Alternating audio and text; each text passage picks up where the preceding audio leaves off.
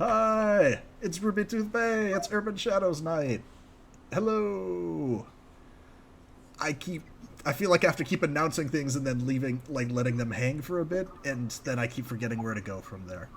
So this is another stellar intro from me. Um, but yeah, we're playing Urban Shadows, specifically Urban Shadows Second Edition. It is a dark urban political fantasy game where the goals are to keep the city dark and political, keep the characters' lives out of control and evolving, and and we play to find out what happens. So I do not go into this with any plans, which is nice. Yeah, and we are playing in Ruby Tooth Bay tonight. That is our custom Gulf Coast, Florida city. And what have we established? We established there were no Applebee's there 2 weeks ago. We're gradually unearthing the city's secrets. Yeah, and also, the whole Crimson Root system that exists underneath the town. That's a whole thing too. What? No, I mean, I feel like those are of equal significance. Oh, Yes. oh, the did you hear the town's a little more holy? No new churches or anything, just some big holes that are popping up places. Ba-doom-tsh. I'm gone for one session Mm-hmm. and y'all just fall apart. Everything's on fire. It's this. Yeah, we actually lost the city last week. Yes, we are now adrift on a raft. Last time you guys told me that when I missed the session, I believed you. It's what we're coming. The only scene we'll have tonight is Olive's last day and a half in Ruby Tooth Bay before he's destroyed, Yes. and we catch up with everyone else. Olive, and her existential panic. Yeah. Oh my gosh! If that had happened last week and you came back and that was just your foretelling, was Oh how my the God, city was foretelling destroyed last Nothing's week. here. Like only you can prevent them from doing the stupid things they did while you were gone. But no, that's not what happened. And Zan, why don't we introductions? Why don't we do those? And you go Introductions first. with Yes, me. yes, Oh, please. oh, I'm manic, and I've been manic for a little while apparently. So I have all of the things to talk about. Before I do, hi, I'm Zan. I'm a professional GM and content creator for 5e World of Darkness, powered by the Apocalypse, and a whole bunch of other great games out there. You can find me all kinds of places, doing all kinds of things. Today I am playing Eugenēs Gray, the imp, who is very content with being tapioca pudding. Just real comfortable being the most boring person in the room for no, you know, you don't have to be loud to get stuff done. He's a very forward-thinking, very patient individual who is very intelligent. All three things, very different from myself. But you can find me all over the place. I am don't no, I'm stealing Pat's self-depreciation stick. I'm taking it back tonight. Oh yeah, I'm not in Roll20, am I? Yeah, no, I am here now, and also on Wednesday nights where I run a They Came From Beneath the Sea 3-shot. We're going to be starting this week. I am on my channel on Mondays doing a 10-week collaboration of like different role-playing systems and how they can be used in educational and therapeutic settings. I am on the Black Feather Guild on Tuesday evenings, and I am on the Coffee Nebula over at Polished Cryptid's channel on Tuesday and Friday mornings. I'm probably leaving something out. I consistently am, but I think that's everything. Oh, and I'm got a thing coming out real soon, but I'll talk about it at the end. Great. Is that ketchup? No, that's a bold barbecue sauce. It's just within hand's reach, so I'm fiddling with it. What can you do? Oh, okay. Totally normal. Jen, please tell us about yourself. Tell us about Olive. I would be delighted. Hi, I'm IC Historian. IC Historian, all the places on the internet that I feel like being found. And I am a middle school teacher and I play games here, also on the Black Feather Guild on Tuesdays, and also sometimes on the Coffee Nebula. And yeah, pretty pumped for Urban Shadows. I play Olive Jones, the city's oracle, who was absent from last night's shenanigans. And, you know, I'm sure that this crew kept everything copacetic and that it all went well and that we won't be cleaning up any messes today. And I'm really looking forward to like a nice, calm, uneventful time in Ruby Tuesday. Mm-hmm. Yep, that is. I mean, it's been like a minute or so, but I'm pretty sure that I said I'm supposed to keep the characters' lives boring and uneventful. Yes. We keep the city light and fluffy and keep the characters' lives mundane and. I feel like this game could be ran that way if you wanted it to be, okay? But you choose not to. Oh my god, could you WandaVision Urban Shadow style? Anyway, that's me. Yes. Yay! Yay! Leland, would you like it? Speaking rectangle of blue, would you like to tell us about yourself? Hi. Imagine a smiley face on there. I could be like that smiley face on Nick Jr. You know the one I'm talking about. Anyway, Face? Yeah. His name was Face. Yeah, exactly. I forgot his name, but I knew who it was. His name was Face. He was just a face. How could you forget the name? He's Face. I don't know. I said smiling face. I was right, at least to some degree. Smiling is his first name. We're not that familiar. Got it. Okay. Yes, he's Japanese. So, anyway, I will become a human at some point. I'm just having anxiety for some reason, and I'll take that off whenever that goes away. But for now, I will be this blue rectangle. But when I'm not a blue rectangle, I am a social media consultant for various tabletop RPG and film and Kickstarter campaigns. And you can find me pretty much everywhere on the internet at Leopold the Just. And I am playing Vesuvius Nero. That's his birth name, obviously. His mother was in a goth metal band. No, I'm just kidding. That is not his birth name, but that is his devil worshiping name. And he is a satanic priest turned demonic bitch. Does that make sense? He is the literal little bitch of a demonic entity called Belphegor. I don't know. Maybe Google him. He's only like the Lord of Sloth. But yeah, so I pretty much just do whatever that guy tells me. So I don't even have my own life. And that's it. Mm-hmm. That's all that's relevant. Oh, and I can turn into a demon that looks like a skeleton that's like 9 foot tall, and I pretty much can just kill anyone in the whole game, from what I figured out. So I'm just going to keep thinking that. You sound a lot more disappointed with the situation than Vesuvius does. Yeah. I feel like Vesuvius was offered an out several weeks ago, and he went pretty murder on that option. Nah. Cool. And then, hopefully our good friend... Let me clarify something real quick. That out was to some crazy preacher guy. Would anyone take that? No, I didn't think so. The only ones spreading rumors about him being crazy were Vesuvius. He literally is crazy. Did you see him? Were you not there for that session, Pat, where you roleplayed as him? I wasn't there. Okay, well, obviously. He's fucking crazy.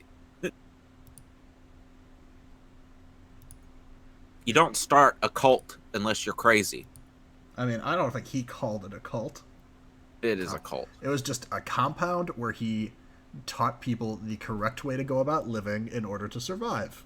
Yeah, okay, so it sounds like the movie Red State by Kevin Smith. Got it. So it was I don't know, if you've never seen it, then you would know what I'm talking about.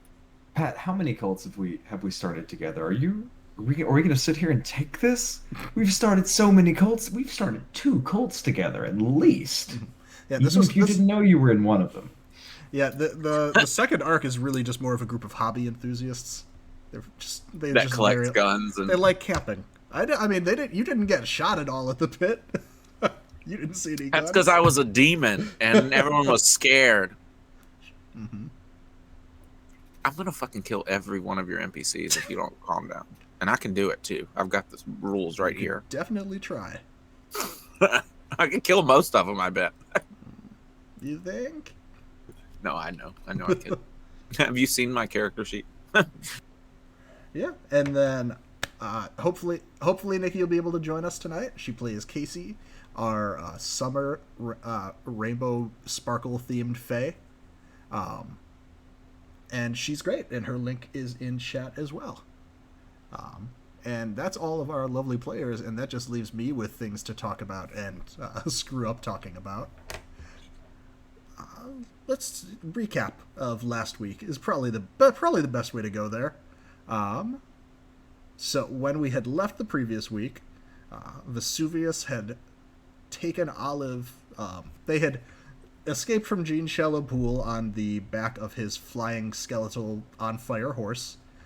Olive was dropped off back at her shop and has been up to not this bullshit, and we'll find out more about that. Kasey and Eugenēs escaped with Billy Gore / Belphegor into Eugenēs' interdimensional meeting boardroom / home theater, where Kasey went out another door seeking medical attention and wound up in a bar. She met Calder, the owner of the bar, who was tending to a sand construct person named Murphy, who had apparently had quite a bit of himself taken off of himself in a fight and was being healed. Calder was essentially trying to help him out, and then Kasey herself, being near death, also got some medical attention. Just a bit. She got like 3 heals. I thought three of her wounds were healed. I think only one that day, which she then immediately chose to take a harm back in order to get information on the scene. Oh yeah, well, information is important.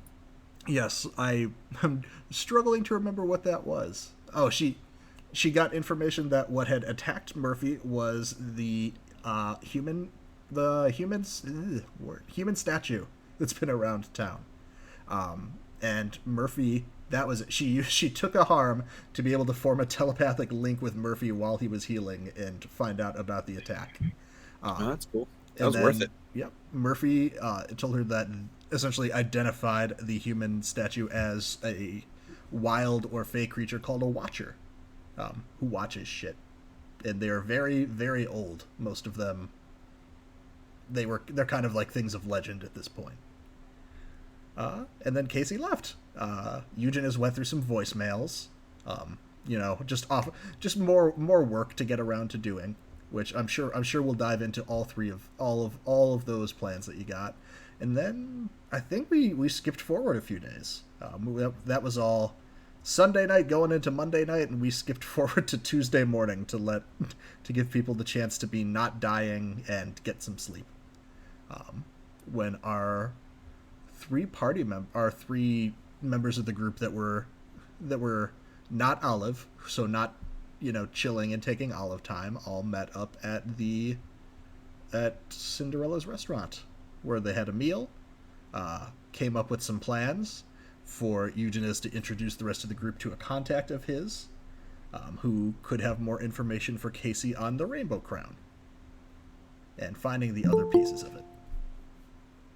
1 second.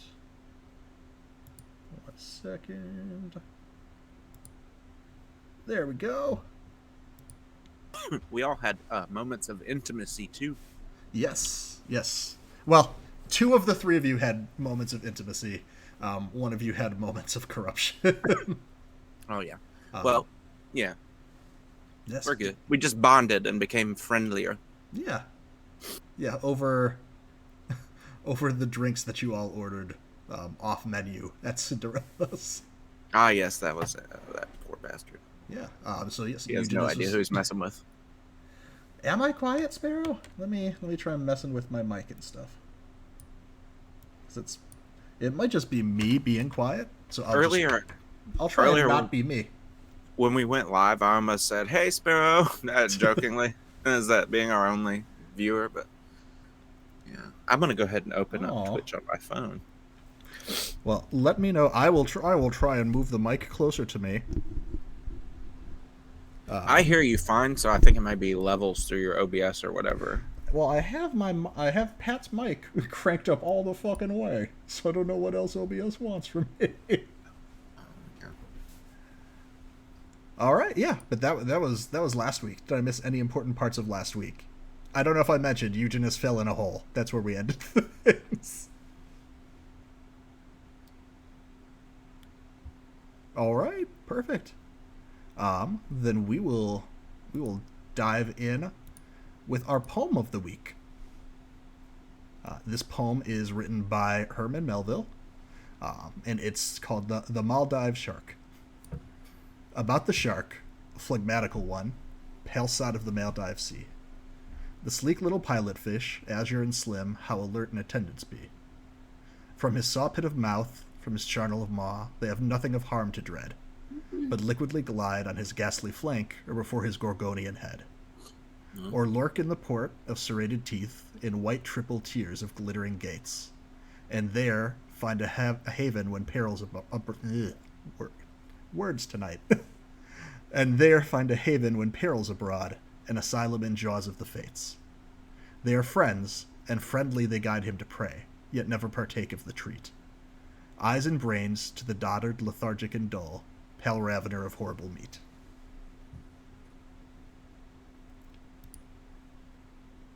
Yeah. So Olive, what have you been doing with Olive time? I think. So I definitely think that after, seeing all of the cray that happened with the bar fight and the fire and the poor explosion. Kasey, the girl Kasey getting wrapped up in a storm, and then people coming through a portal.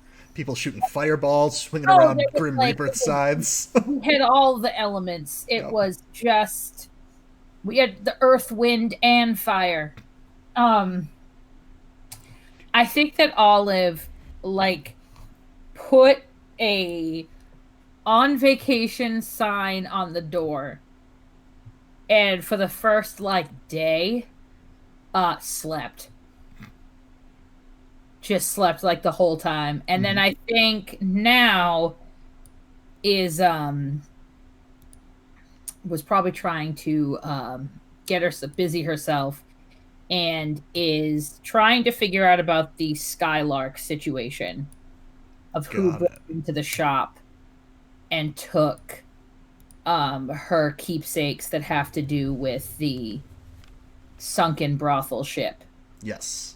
Yes, Skylark, the cat burglar. Yes. How are we looking into that? So I definitely think that she probably did some psychometry with some of the other objects, like her display cases, to try and figure out who other than her had been hanging around. And I also think that she probably called on Bruin to see if there were any other break-ins. And I think she probably sent him in a particular... Not like she probably gave him some leads as to some people who might be reporting break-ins that would seem mundane, but would actually be of significance. And I would say, just to recap, because it's been a while probably since we got this information. Oh, yeah. You do know that Thorn, the demon patron that you know at least previously was Preston's demon patron, had her vault broken into recently. Everyone thinks that Skylark is the one that robbed it. And you also know that in terms of people that might have interacted with Skylark, or at least interacted with your goods, Skylark still has some of them, is what Bruin found out. Letitia at least got her brooch back. And then Nira also wound up with some of those. So you at least know somewhere in the chain where those things can wind up. Yeah, I think she's going to start kind of putting feelers out to get those things back. And would probably also go see Letitia. Yeah, so it's, I guess, how would we do... So I didn't call for a foretellings right away because I didn't know how much you wanted it to impact what you did over this time. So Yeah. would you like to kind of take this stuff for like the day that kind of day that was in passing, and then we'll kind of, once we get to this point in time, we'll give you the foretellings to initiate back in? I think that she kind of went to work on that. I think that like she's a little irritated that the hunters and whatever like wouldn't listen to reason, and so is a little bit not super keen on continuing. She needs a break from dealing with them because you did successfully get them to at least cooperate long enough to leave. So you probably say, not that probably like Preston and Oakley probably would have been fine, but you probably made sure a bunch of their underlings did not get murdered in that fight. Right. So you did convince them to go. Yeah, but she's like, it's a lot of mess. It's a lot of mess.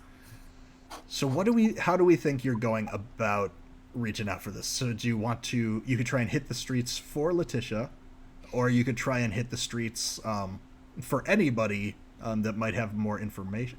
Essentially, you could be like, I guess it depends who and what you want. Is Letitia Knight? Yes. Yeah, we're going to hit the streets for Letitia because I don't know if you looked. And Knight is what you need to advance. There's one block that I have not clicked on. I did see that, yes. So we're going to hit the streets to talk to Letitia. Your corruption track also appears to be full there, if you've picked something for that or not.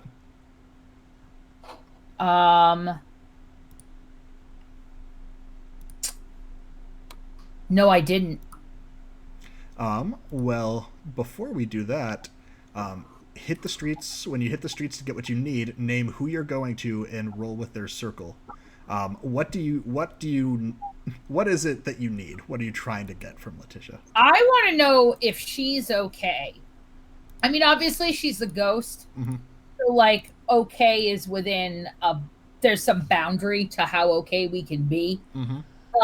But the fact that all of the stuff that got stolen was all related to that ship is really, really concerning to Olive, because there's a lot of shit related to that ship that has sort of been thusly relatively undisturbed. Mm-hmm. And she's concerned and is kind of wanting to see, one, if Letitia has been disturbed, or if people are starting to, like the idiots who go there and die because they're dumb treasure seekers, like Olive is like, listen, don't meddle in shit you don't understand. She's more concerned about someone who kind of knows what that would mean and is trying to exploit it. Got it. So it's, I guess, so if you were just checking on her, like, you wouldn't have to roll anything. In terms of what you're trying to get out of, essentially, yeah, got it. What's been happening recently? Anything moving around? Sure. Anything disturbances in your particular, neck of the force, if you know what I mean. Mm-hmm. Yeah, in that case, roll hit the streets, and you roll with Night. And I have -1 in Night. Yay. That's very sad. No, it's fine. I get to click anyway, though, right? Yes. Oh no, that doesn't work. That's not what you do. That was only 1d6. You could roll me another. I got a 7. Okay.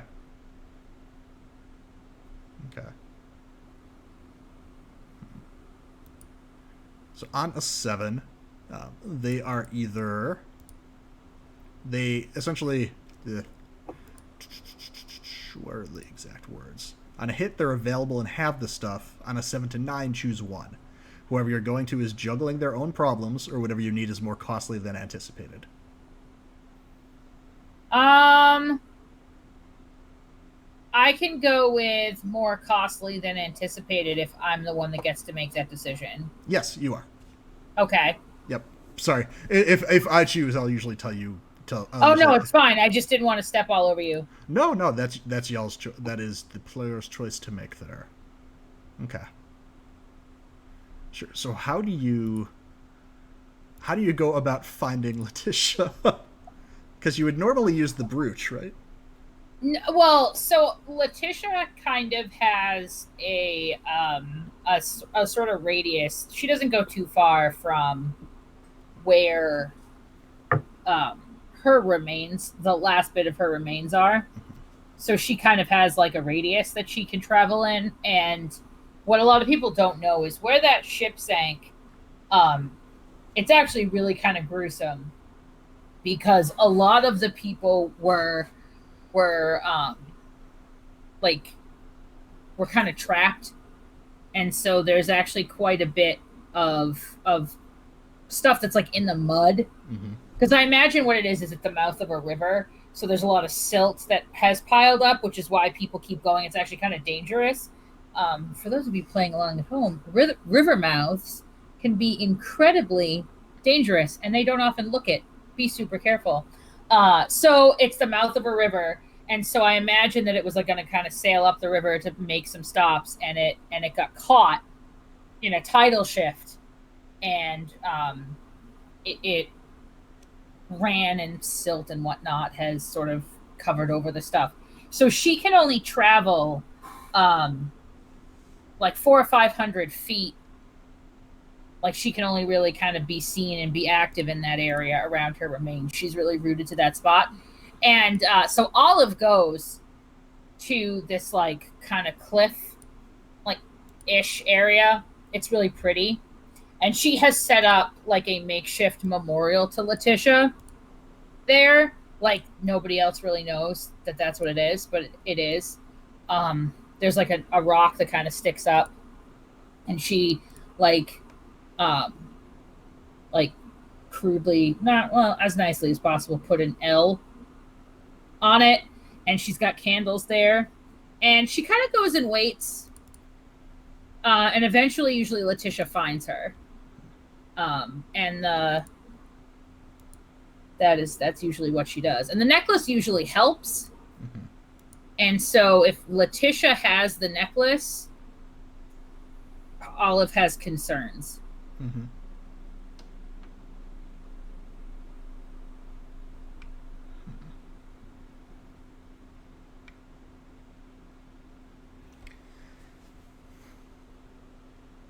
Yeah, I think it's odd in that she's not coming as quickly as normal, and I'm hearing a little bit of echo somewhere whenever I talk. Sorry. It might be me. Sorry. But yeah, so it's taking her much longer than normal to show up, and I think that the way that we might play, it's going to cost you. It's more costly than you expected. Is I think to get for whatever I think that to get her attention, to get an audience with her here, it's gonna have to be something more than I guess something more urgent than just like oh hey, how you doing type thing, like a chat like y'all normally. I think it'll take something more beneficial for her to draw her out. More beneficial for her, or something like or like more urgent. Yeah. So or something that's worth her time, I guess. Okay. So. All right.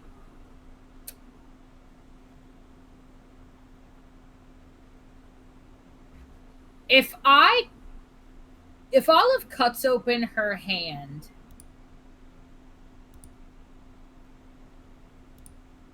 as like a sign of that this is like significant, could I take a harm in order to be able to do that? Sure, I think that is that a thing. Yeah, that would get her here for sure. Okay, so I'm going to mark a harm, Oh, it's already there because I didn't unmark it from last time. Perfect. So I think Olive realizing that perhaps Letitia, for whatever reason, is feeling a bit shy. On sort of top-ish of the stone, she's going to actually cut across her hand and press it against the rock. Because if someone is gathering up the artifacts of all of these people who died, that could be really bad for Letitia and the people that she sort of is, well, the people, spirits, remains, etc., that she sort of sees herself as the guardian and or sentinel of. Okay. Yeah, I think without any significant pageantry, after you've, cut yourself and left some blood on the shrine, I think you just hear behind you, what do I owe this visit to, Olive? She's gonna turn around and sort of like smile at her, like, Bill, somebody broke into my shop and took very specific items. Everything I had that belonged to you and the girls. Left everything else. And I admit, I found that very concerning, given that, what else was down there? And I just wanted to see if anything or anyone had been by with a little bit more of a pointed exploration than the usual riffraff that you see coming on through here.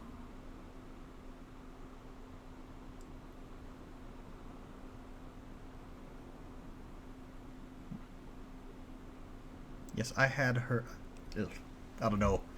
I had a voice for that, and then I lost it.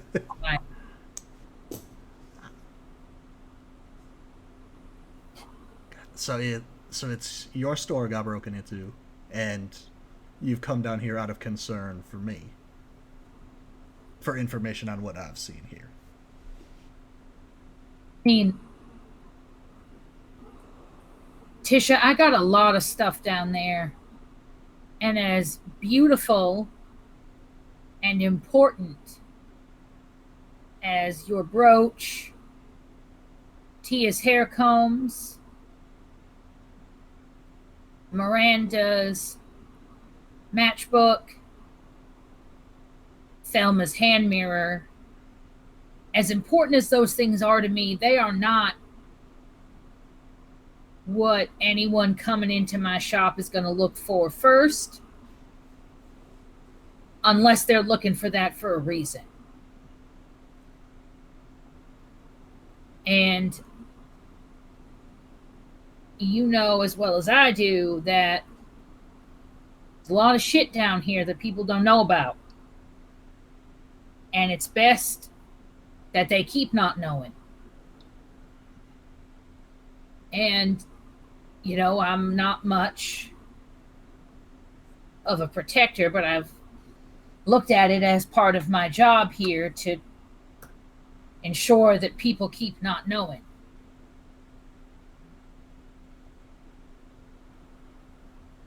And she's going to kind of look at her meaningfully, because both Letitia and Olive know exactly what Olive is talking about.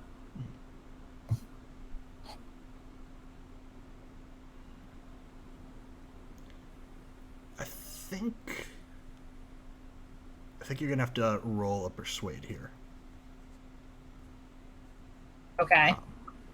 This feels like persuade with promises, seduction, or threats. This feels like a little bit of promisey and thready.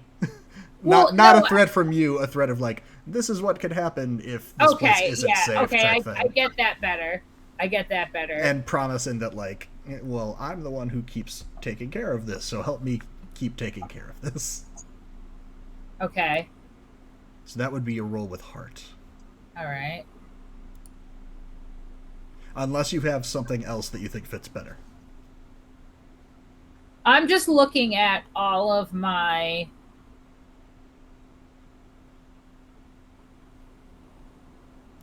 I'm just looking at all of my moves because I haven't this hasn't had to be a thing yet. Mm-hmm. Well, I mark. So you don't mark anything for this. This is just I mark night because I hit the streets with her, right? Yep. So you clear, since that was the last one you needed, you clear your level track or your advancement track. Okay. And then this is just one of our standard moves. Yeah. So I think that I don't think I have anything. Yeah, and nothing. I don't think you'd have anything that would like change how the persuasion goes. It was, I guess, if you had anything that would be like a different approach, because I think what you're noticing is that she's just keeping some of the information to herself. She's not being as open right now. Right, and I think that like all of it's not really like there's not really a great desire for subterfuge. It's more like where Letitia's a ghost, like the impact of things is probably less like obvious to her because she's a ghost. So all of it is trying to be like, you really like if there's something I kind of need to know. Oh my god, that's a 3. Ooh. Yep.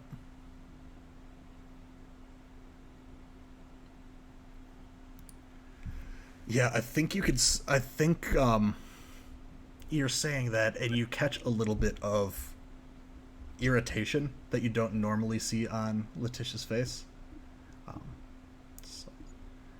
Well, those. I understand those may not be the most important things in your store that people would not go for unless they had a reason, but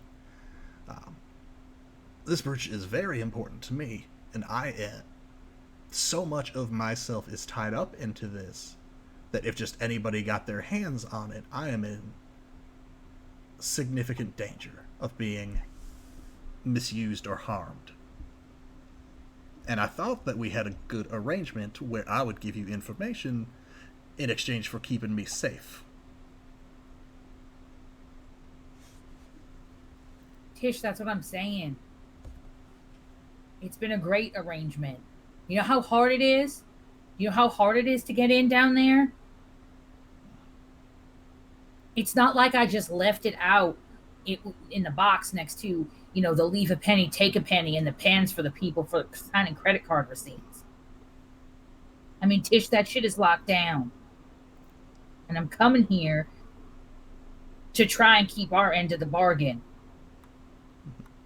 Well, if I'm being truthful with you, I haven't been watching the area as closely as I used to have to the last few days. I've gotten some assistance now that I purchased my property back from someone who stole it. I've gotten some assistance since then that's made me a bit more mobile.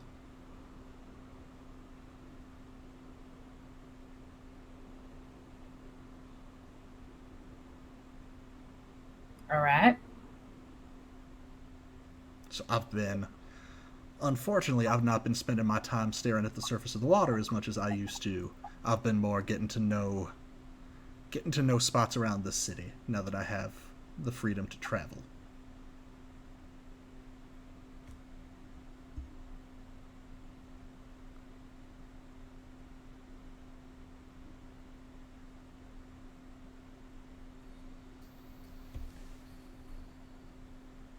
If you need information, you could try talking to the person that helped me out. Bit of a skeezy person. Seems like they got their hands in a lot of different things, but they're good at moving. They're good at moving people that have difficulty moving, and they manage to fix up the brooch so that it's a focus that I could actually hold with me. Who's helping you out? I mean, it was more of a single business arrangement, but they've got they've got a sketchy enough place and are not too picky in who they take jobs from. So, why don't you go and ask? His name is Eugenēs. If that's cool with you, Zan. Because I think you actually claimed her as a regular for your business when you were making characters. Yeah. You know? If somebody is accumulating enough magic shit on the down low, he's probably got the connections to help figure out who. I'm sure he does, Tish. Well,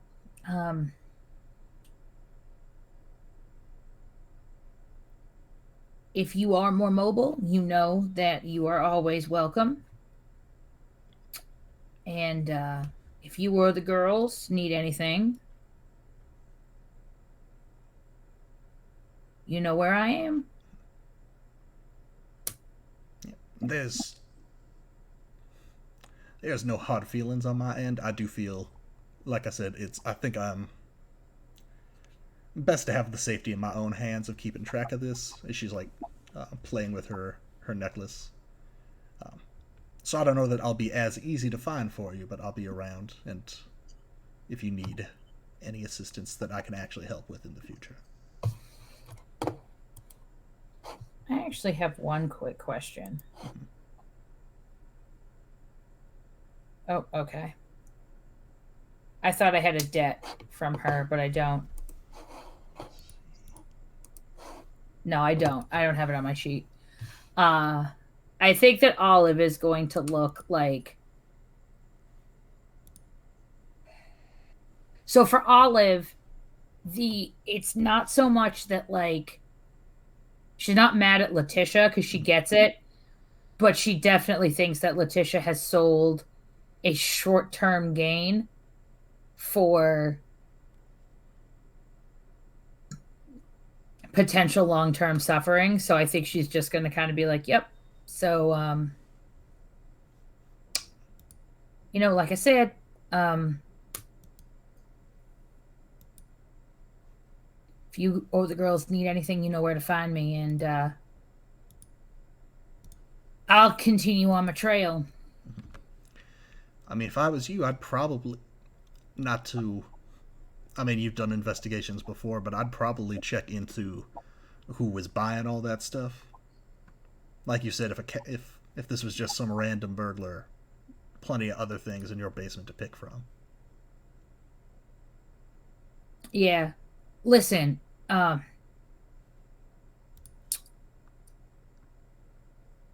just, if anything happens, I'm here for you.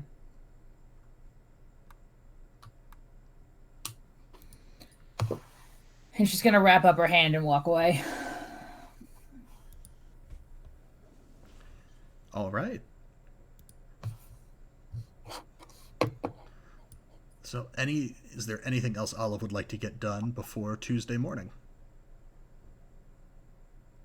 So I don't know if this is... I have to clear this. Sorry, I'm looking at my character sheet and there's like a lot of checked boxes that I need to like deal with. No, that's okay. And it's the rest of the group can correct me, but I feel like Olive would have been on the group text coordinating a meal at Cinderella's. And maybe just not able to make it for the initial meeting, but knowing where y'all are at. Yeah. I think that... So, I want to be clear. Mm-hmm. Eugenēs is the one who got Letitia back her brooch. Eugenēs is the one that... So, I think I remember this right. One of the services that Eugenēs offers is moving and transporting supernatural creatures. And so what he did was he helped her essentially enchant the brooch so that, like, it's like a focus she can travel around with instead of being tied to one place. Okay. All right. Not necessarily that Eugenēs acquired it and then sold it back to her. Okay. So I think that this has made Olive very, very suspicious of Eugenēs. And so, yeah, I know, right? I know, it's so surprising. I was like, this is what made her suspicious of you. Well, I mean, it hasn't been around that long. So I think that Olive is going to go and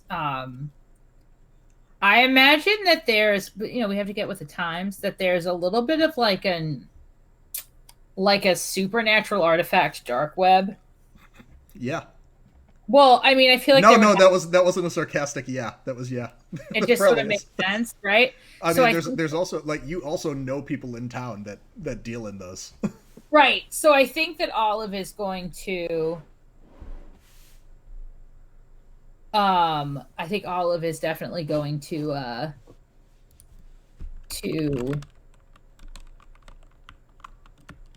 head in there and sort of start some alerts to see if anything comes up or if anyone is looking for anything relating to the ship. Okay. Is there any posts or anything about that? And then So if anybody is trying to move, essentially, because besides the brooch, that Skylark and Nira have the rest of your stuff. So essentially, if either of them is trying to move that, or if somebody's trying to acquire more things like it. Or if people are just putting out there like, I want stuff from Ruby Tooth Bay's, whatever. I definitely think so. I have a debt that Nira owes me. Yes, I remember that. Yeah. It was something about her. I seem to recall it was about her partying too hard. Yeah, and I saved her from going home with a character who was 100% going to consume her soul. So, yeah. I think I'm going to do that, and then I'm going to go find Eugenēs, because we need to have a little conversation. Okay, so we're going to go to Nira, and then you're going to try and use your debt for something? Yeah, I want to talk to Nira. Okay. Do we want to hit the streets for Nira, that you roll with power, but then she can have something that you want, and then you can use your debt to potentially get it? Or do we just want to show up, talk with her, see how the conversation goes, drop the debt? I could hit the streets with that, because that would get me power, and I have +2 in that, so I would feel better about myself. Using the debt would also get you to mark power. So you don't have to do it just to mark it. And I'll say, I guess the downside of hitting the streets is that she cannot have what you need if you don't roll. Whereas kind of what you need right now, if you just show up and ask for it, could still be in. You know what I mean? I think hit the streets is a little bit riskier, but you kind of set the target for the initial conversation like now, versus if you just show up and kind of see how the conversation goes, and then you can drop your debt as needed. Okay, I'll go up and talk to her. I won't hit the streets yet. Just a thought, because it's. I guess I was thinking of. No, I hear you. I think you could get what you want with both. I appreciate you letting me know that. Yeah. Yes, so I think time-wise, I think you've probably the group chat is currently people are coalescing at Cinderella's as you're paying Nira a visit. Yeah, so I'm absolutely going to send a text to Eugenēs alone and be like, you and I are going to have a conversation. Let me know where you are I'm gonna be needing to talk to you in a couple hours. You might not be getting a text back right away. He's kind of in a hole, right? It's just the 3 dots for forever. Oh no, you might text me. I'm standing over the hole. Of the screaming. You text Kasey or I. We're there too. Yeah, I think after a while she's gonna text Kasey, be like, "Girl, where's Eugenēs? He and I need to talk." I think time-wise, this is pre Eugenēs in hole for now. Okay. Oh, okay. Sorry. Thanks, Kronos. Sure. So we're gonna go to Nira. Yes. The Titan of time, by the way. Yes. Why don't, as we get to, so presumably you're going to her place of business, which is the Don't Hold Your Breath Scuba Academy that she owns. As you're pulling up, why don't you roll foretellings for me? because we haven't done that yet. Love foretellings, roll with spirit. Which has never missed so far. Thanks. Yep, I'm That. gonna keep saying that till it happens, so that it happens at some point. Well, I got a 7, so. So we'll hear it again next week. Okay, so on a hit, pick one of the options below. Since it's not a 10+, I get to tell you who the vision is about. So this is from us doing this so many times. I think the best way to pick between them is the information you get from me. Yeah. Which is for the dangerous threat, why a dangerous threat is following somebody. For if somebody's going to be betrayed, when that betrayal is going to happen. Or for if something bad is going to happen to someone, how they can avoid it. Okay. I would like. I would say that I'm going to play the character. Olive's hackles are raised by this Skylark situation, and so I think that it's the dangerous threat that is going to be at the forefront of her mind. So I think that even as like any vision she had would be in that realm. Okay. So a dangerous threat's closing in on someone. I'll tell you why it stalks them.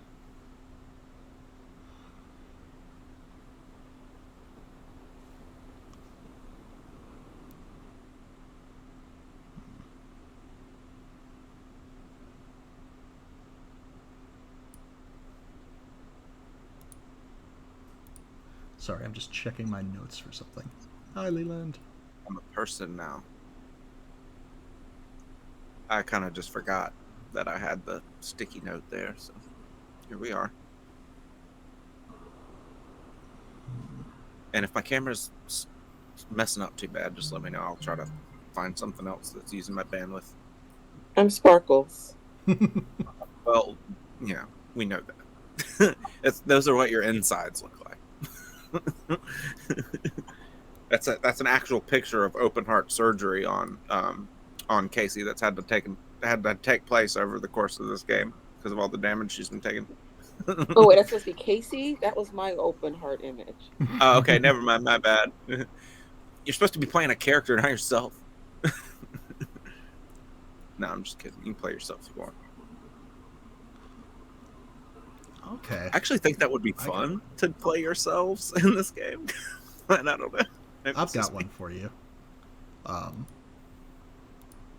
So this is...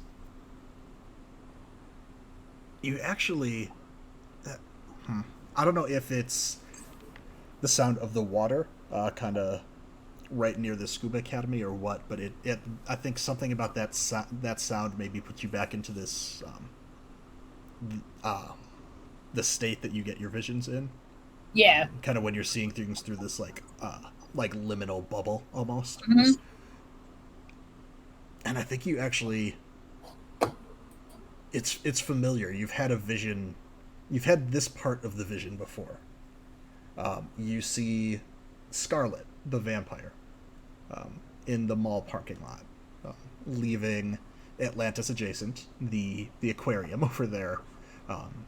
And if you'll recall, the vision at that point had her walking, seemingly being drawn to an entrance into the sewer that she walked into and then seemed to close behind her like a mouth.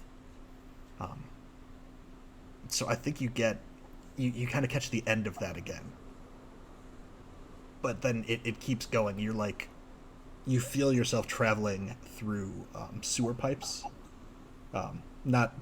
Not like actual pipes, but like through the actual like human-sized. Well, there's probably a different word for that than just pipe. But so it's you're traveling through there, and it's you just hear. You definitely hear Scarlet screaming in pain. And you kind of the closer you get to the voice. I think it's like maybe a feeling that you get where sometimes you know that what you're seeing is literal versus sometimes there's a bit of metaphor to it. Yeah. And you see, so it's towards the end of this, the room that you're finding her in, it leans more towards the latter of that, where it's almost just like cages and cages, and you see Scarlet screaming, and eventually, like, her face, her skin just starts not withering, but shriveling until she's dust. And there's a danger threat that is closing in on Scarlet, and it stalks her because she's a vampire and she's hungry, and it wants that hunger. Can I ask a question? Is this related to the Bruin also in the sewers? Maybe. Okay, so you're not gonna tell me. Great, good times. Yes. Great. So we've got 2 or 3 sewer-ish sets of visions that you've got. Yep. So what everybody goes to septic now. We're gonna be a septic town, nothing like a leaching field on the coast. Am I right, kids? Hey, delicious. All right, we're going to see Nira. Let's do this. Yep. Ish up in Meow. Yeah. So, you go in, presumably, into Don't Hold Your Breath Scuba Academy. Yeah. It's the middle of the day. It's a Tuesday morning, is what it is. It's pretty empty right now. This does not seem to be like peak scuba class time. But the door is open. You hear a little bell jingle when you go in. And Nira, who you know, is sitting behind a desk at a computer and looks up to see you.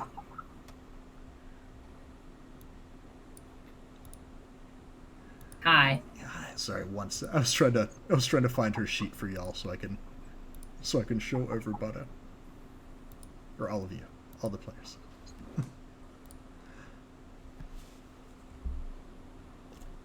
Oh my God, Ollie, what are you doing in the store?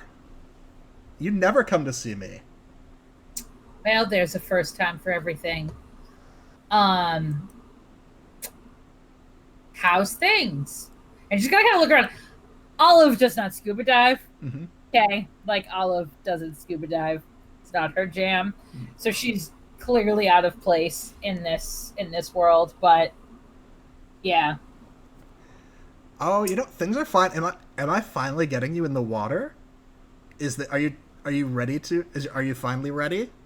I mean, possibly we're gonna table that. I'm in the store, so progress, right? Progress. We're getting closer.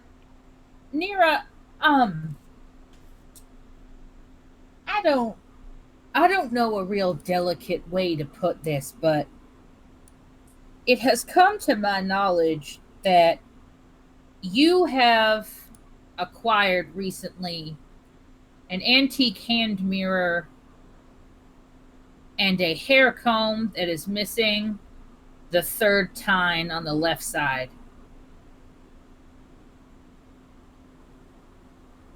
It's the right side if you look at it from the other direction. Just so we're clear.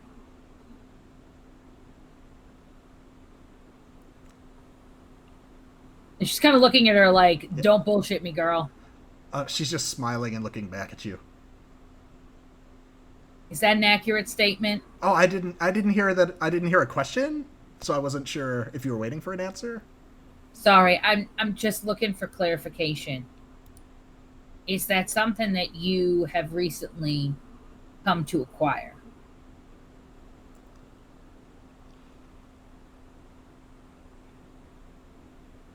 I'm trying to think if she would try and hide this from you or not. Yeah, she would. I mean, those are like really specific purchases. I don't even know that I'd be able to like. I don't know if I Googled like brush without like this specific tine if I'd find anything. Do you need a brush that's like specifically made like that? Nira. Is this like a prescription thing? Nira, I understand that. Now, I don't remember. What is Nira?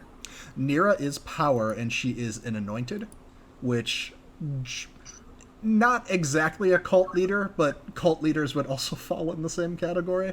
Okay. Essentially, they're in your circle. They're members of power, and they get their magic or their juice from the belief of their flock or their community. Yes, a cult leader. Yes, she. You know that Nira is the head of something called the Neptune Society. What do I know about the Neptune Society? They're an Aquaman fan club. I mean, fair, Jason Momoa. Am I right? I mean, Yeah, I'm an Aquaman fan club. yeah, One seriously. man. We don't wear pants here. I'm not sure how much you know about the Neptune Society, and this you said this is your first time in Don't Hold Your Breath Scuba Academy. I think this would be a good time for you to investigate a place of power.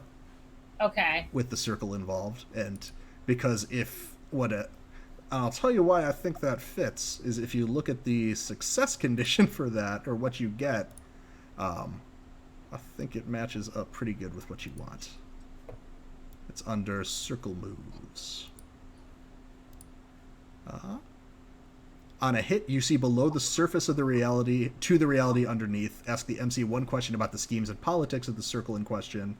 On a 10+, your insights grant you +1 forward against that circle during the faction turn. So kind of this being probably a significant source for her faction. Her faction is the Neptune Society, which is part of power. Okay, but I'm also power. Yes. So I would roll with my +2. So you would roll with you would still just roll with power. Yeah. And this essentially grants you get information on the inner workings of this place, like what it actually represents to the circle and the faction, as opposed to just like somebody normally walking by would be like, oh, that's near a scuba shop. All right. Oh my god, that's a 5. Okay. Yeah, so I'll hold on to that information that we've got one consequence I need to figure out here. But yes, you're not sure about the Neptune Society. They keep things pretty quiet. Okay. They're very avid scuba divers. They go on lots of dives. It's kind of like obviously she operates the academy as like her official business, and then this is more of a it's not students that are members. It's like proficient divers that are involved. Okay. Sorry, winding it back to how we got on that tangent. No, that's fine. I was trying to remember just where we were at. No, it's totally fine. I am trying to think with what you are telling me that I got nothing about.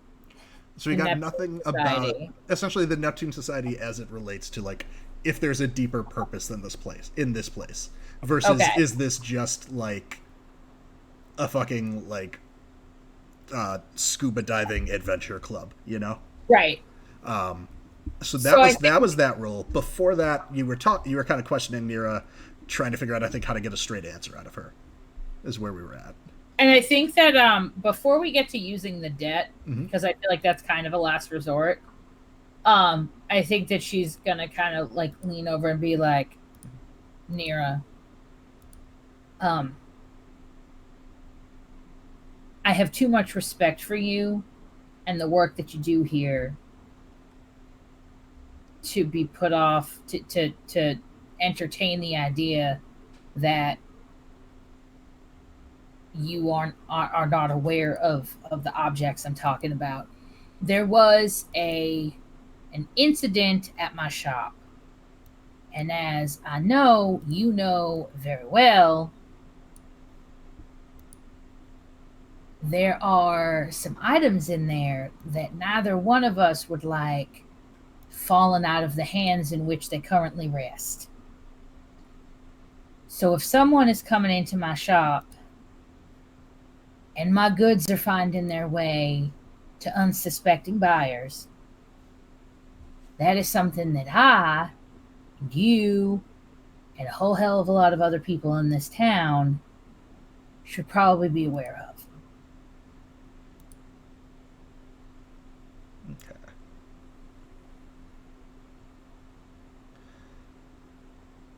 Do you think that we are... the bit about I have so much respect for what you do here. Was that Olive kind of like BSing like she knows more about what happens here, or just talking about like teaching people how to swim? Well, I like, think do we think we were trying to trick it's or not persuade? really so much of a BSing. It's more of a like, listen, I have my business, you have your business, and then we both have our real business, and we're on a like we may not always be rowing in the same direction, but we're at least on a level of like, acknowledgement and understanding. Does that make sense? So it's not so much like, oh my God, I think you're so great, bless your heart. It's a little bit more like, sweetheart, the act, like you and I both know that the act is beneath you. And like, this is some serious shit that could have consequences for both of us. Okay. So that, to me, that sounds like a persuade with threats. Well, it's not really like... It's not like a full-on threat, but it's kind of like, oh, it'd be a real shame if some bad shit happened here. Yeah, it's like, you should probably at least be honest with me. Oh, God. I got a 9! Okay.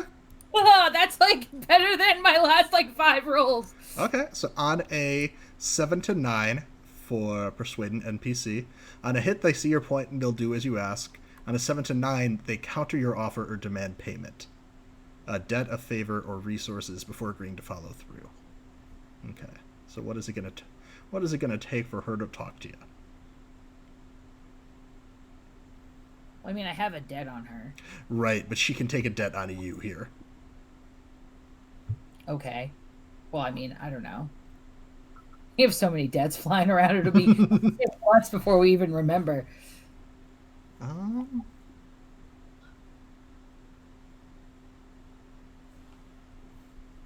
only had one debt to collect personally, and I got rid of that last session, so I'm just all owed. You owe so many people.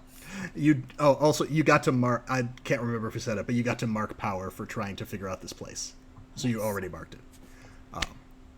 Yeah, I think she replies. Right, so I totally get where you're coming from. I think, I'd be happy to. I think you're missing quite a lot of pieces here, and I'd be happy to fill you in as a favor between two, professional businesswomen, and at some point I'll just call on you to return that favor. So she's offering to continue this conversation in exchange for a debt.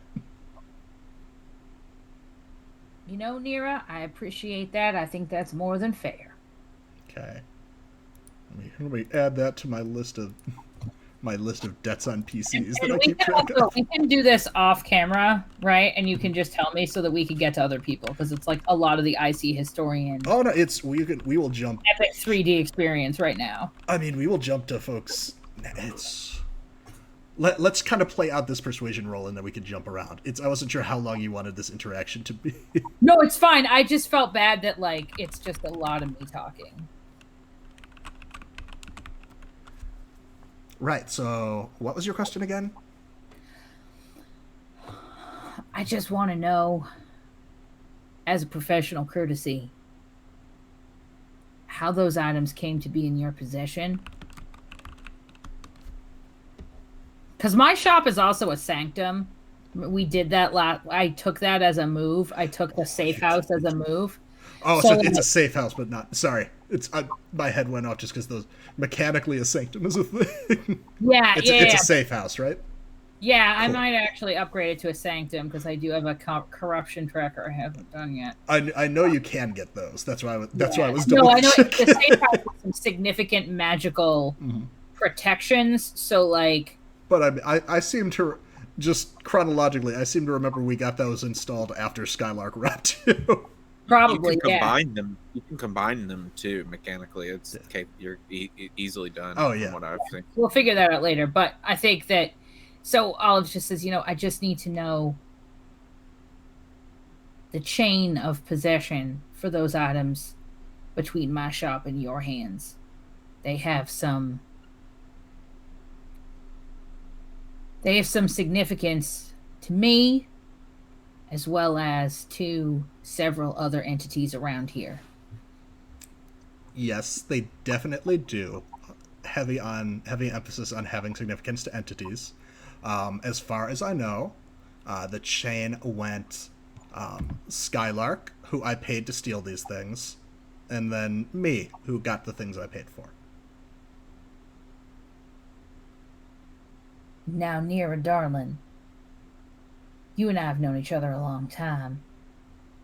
You could have just come in and said something. Yeah, but then, see, there was a point in time where I wasn't going to have to answer these questions. But then we worked this out, and now I am. But, like, if we didn't have to, then we wouldn't have had to have this conversation. Oh, honey.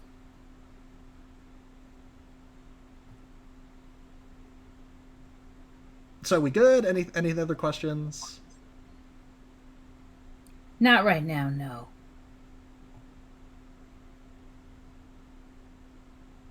She's gonna take a flyer for scuba lessons on her way out.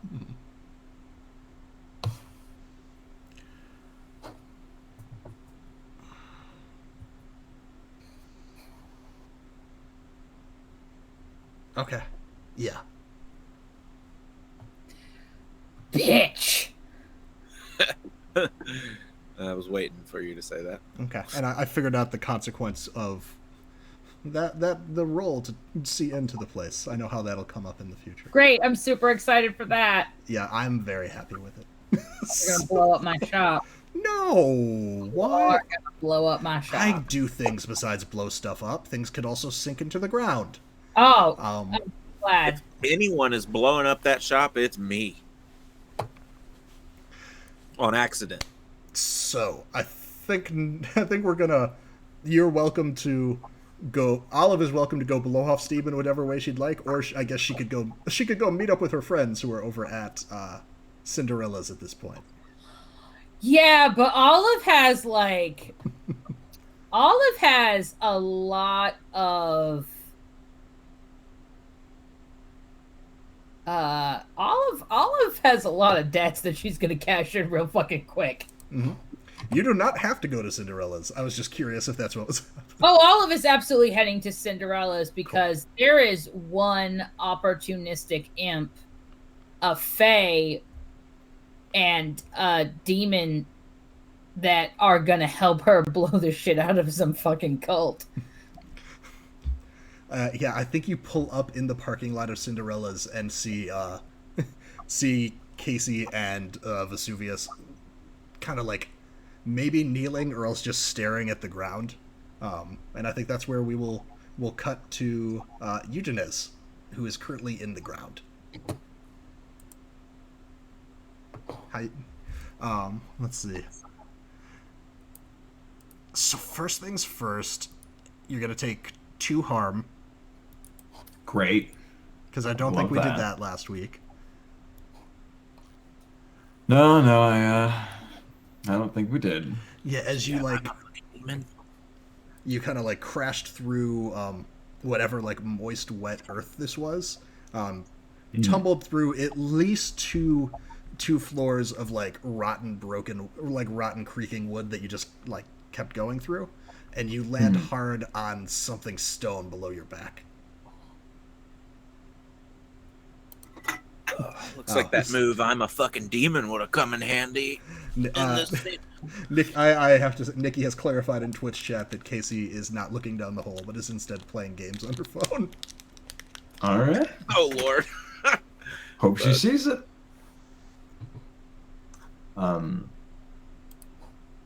Okay.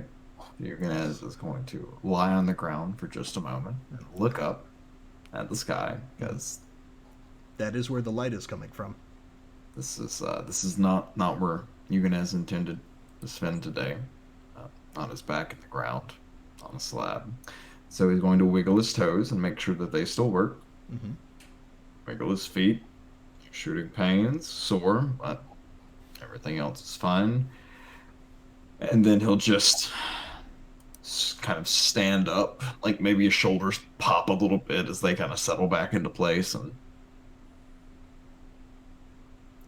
yeah, part of while you're trying to stand up, you maybe tumble just a bit because you didn't land on the ground. It looks like you landed on some sort of slab, and in standing up, then almost met the ground, but catch yourself. I'll check out the slab that I'm apparently lying on. Okay. Do you have a light besides the sun? Yeah, you're gonna pull out the vape and let its little like flash bulb end go. Oh my. Yeah. You get kind of like flashes of what looks like most of a skeleton. Whoa. It might have been a whole skeleton before you landed on it. Hmm. Hmm. There's also Interesting. you also not on the same table as where you are, but you hear like a jostling or a rattling coming from somewhere else, maybe 10 feet to your left. Hello, is someone there? My name is Eugenēs Gray. I believe you are currently trespassing on my property. I would Just- like to have a discussion. Does you guys own the fucking castle? No, but we're under the ground, and I assume that Eugenēs had like done some, because the aquarium is in the parking lot of the castle, right? The aquarium is in the parking lot of the mall where Glazed and Confused is. Nikki. Okay, so the Nikki's castle store. is not glazed. Yeah, Okay, Casey, nope, never the mind. castle is where Casey lives. That's right. Okay, then. You're in violation of a few city ordinances. Nothing Nice. that couldn't be overlooked or rectified. Luckily, I seem to have fallen into your domain. Consider me a fallen angel of sorts. So, how can Eugenēs Gray be of service today? Rattling intensifies, is your response. Something appears to be like shaking. Walk towards the rattling. Yeah, it's some sort of like clay covered pot or urn is just like rattling back and forth on a pedestal. I will inspect it. In what way? I will get very close and not touch it and kind of look to the sides and see what's going on. Because a smart person doesn't just touch a moving urn. That seems like a bad idea. Mhm. It's this, that's how you die in horror movies. You don't touch things. You just look. Yep. You see it kind of like rattling on its little thing. It's, I guess, picture a cookie jar. It's like a nice cookie jar. We'll say that because it's got the lid on top. I will take off my jacket, or take off the coat rather, and with the coat over my hand, we'll try to pick up the lid. Sure.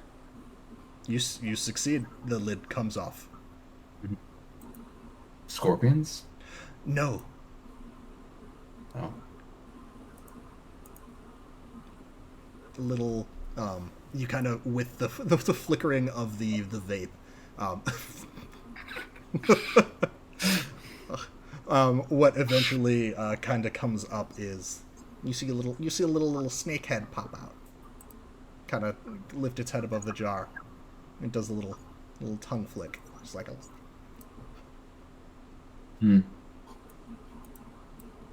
What are you doing in here? Oh, fucking thank you. I've been stuck in that fucking jar for I don't even know how many years. Little tongue.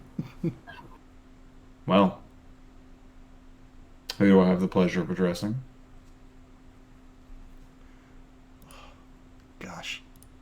Where's my list of names? let's say this is. Yeah, the name's Ajax. The is there a body in here too? There's supposed to be. He's like sniffing around with his little tongue. That depends at what point a corpse stops being a body and starts being a skeleton. Oh no, Depending on your answer. No, that's what I need. I can still work with that. By all means. You mind taking me over? I don't. Oh. I could slither over there, but like you got legs and shit, so that'd be. It's more convenient this way. It's a little faster. That is interesting. That you just expect for me to carry you over there for free. I don't do anything free. Yeah, I see.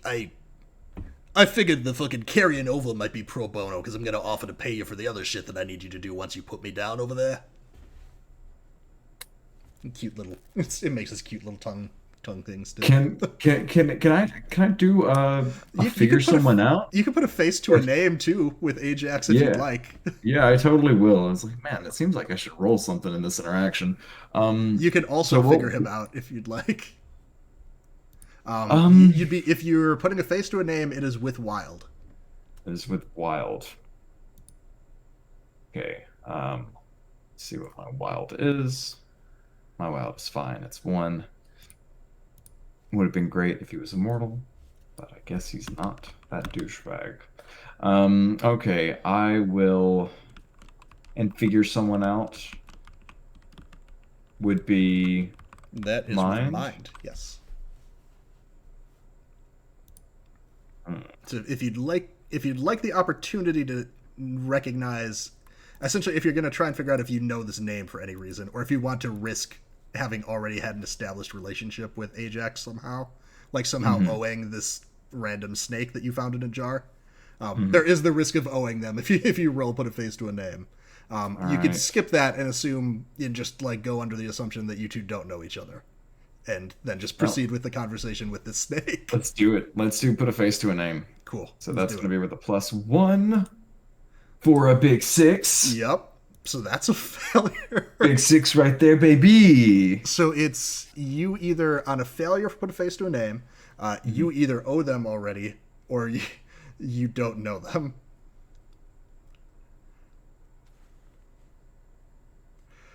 We're going to find a way for you to owe this snake already.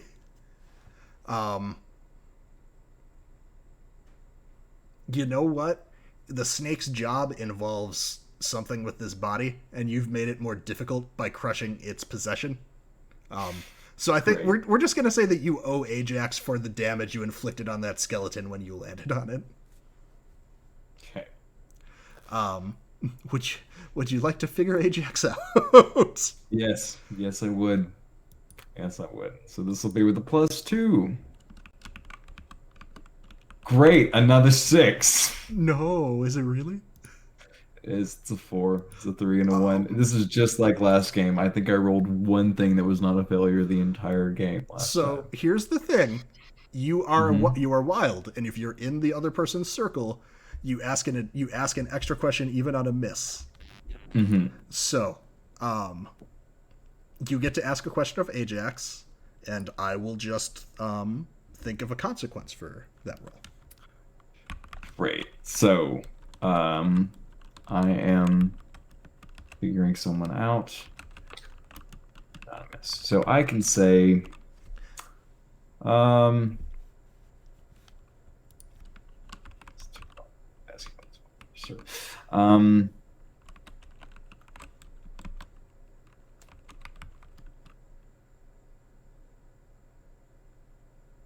so question 1, how can I put this character in my dead?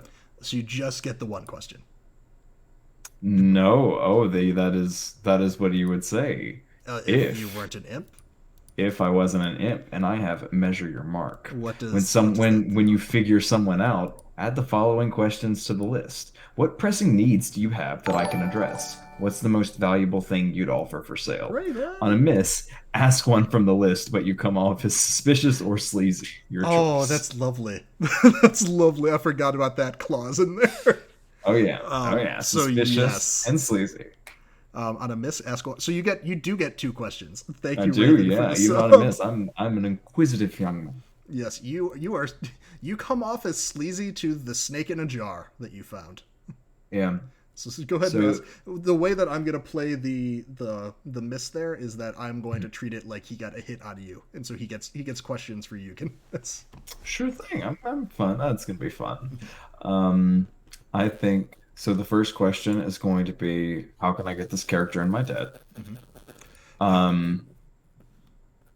Okay. Would you like an answer to that first, or Yes. yeah, he's about to ask you to help him revive that skeleton, and he will if you help him complete that ritual, he will be in your debt.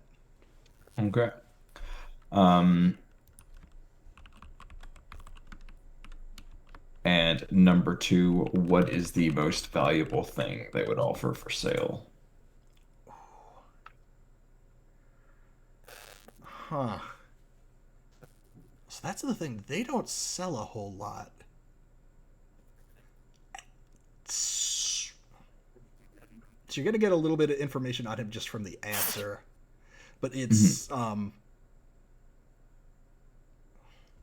weird. I guess kind of what he sells is the ability to keep people from dying and bring them back to life. You, with the information you got on that, he's about to ask you to help with a ritual, and that, you know that this is a specific. Ajax is clearly a specific type of demon that deals with revenants, which is they offer contracts to folks typically to help them complete some sort of vengeance or right some wrong that occurred when they were alive, and they bring that person back, and that person stays alive until they finish going down their list. Okay. So kind of that ability to cheat death, I think, is probably the most valuable thing that he sells. Okay. Cool.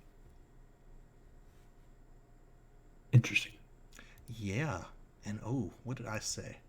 I said I was gonna turn this move on you since we only got a 6. Yep.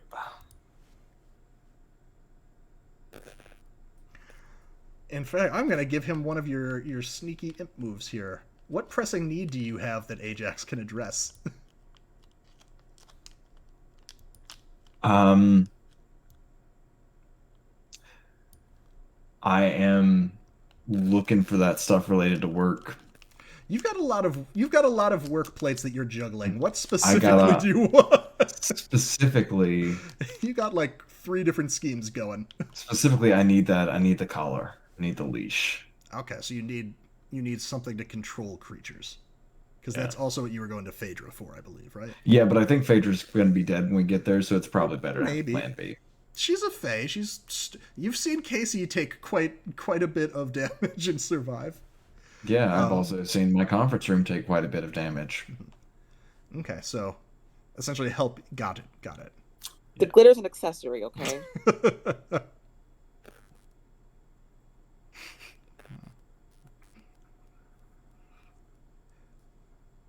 Well, how could Ajax get Eugenēs to work with him in the future? To essentially establish a good working relationship here.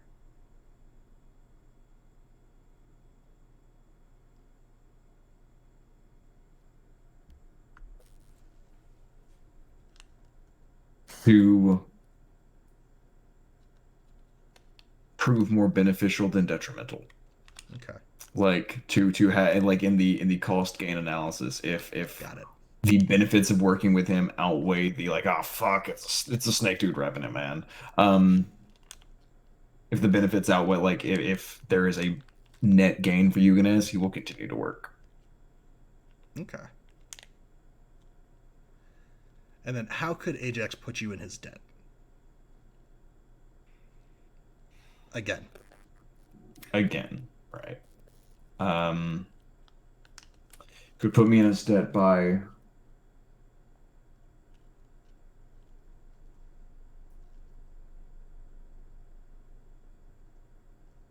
So, well, I've got so many schemes. Um, so many schemes. All of the schemes. Okay.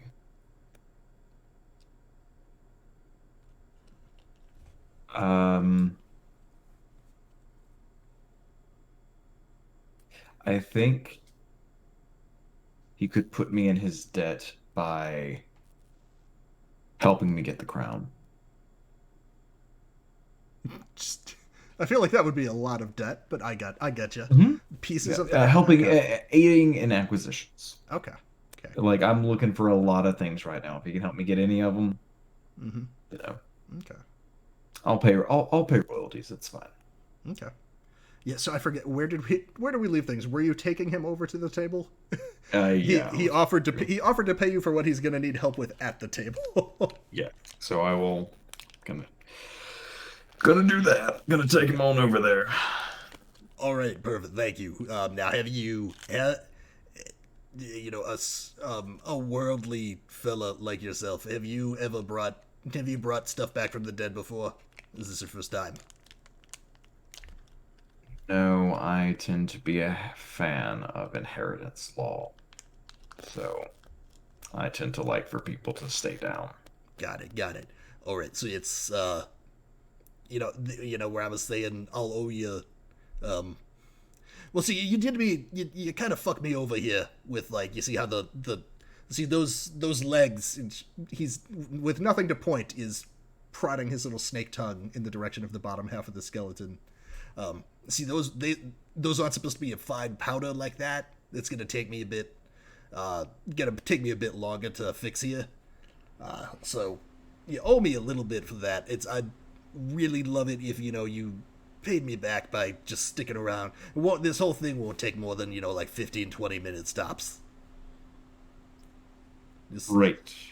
with, Yes. With there will be no permanent damage to you or your vessel. Right. I would like to point out that I'm glad you were able to see and observe those powdered legs from outside of your non-transparent urn that you were trapped in. But I am I could taste always it. happy I could to taste help. it. The little tongue is flicking back and forth. I see. Wonderful. I'm fine. In case you're wondering. What has Vesuvius been doing this whole time? Vesuvius.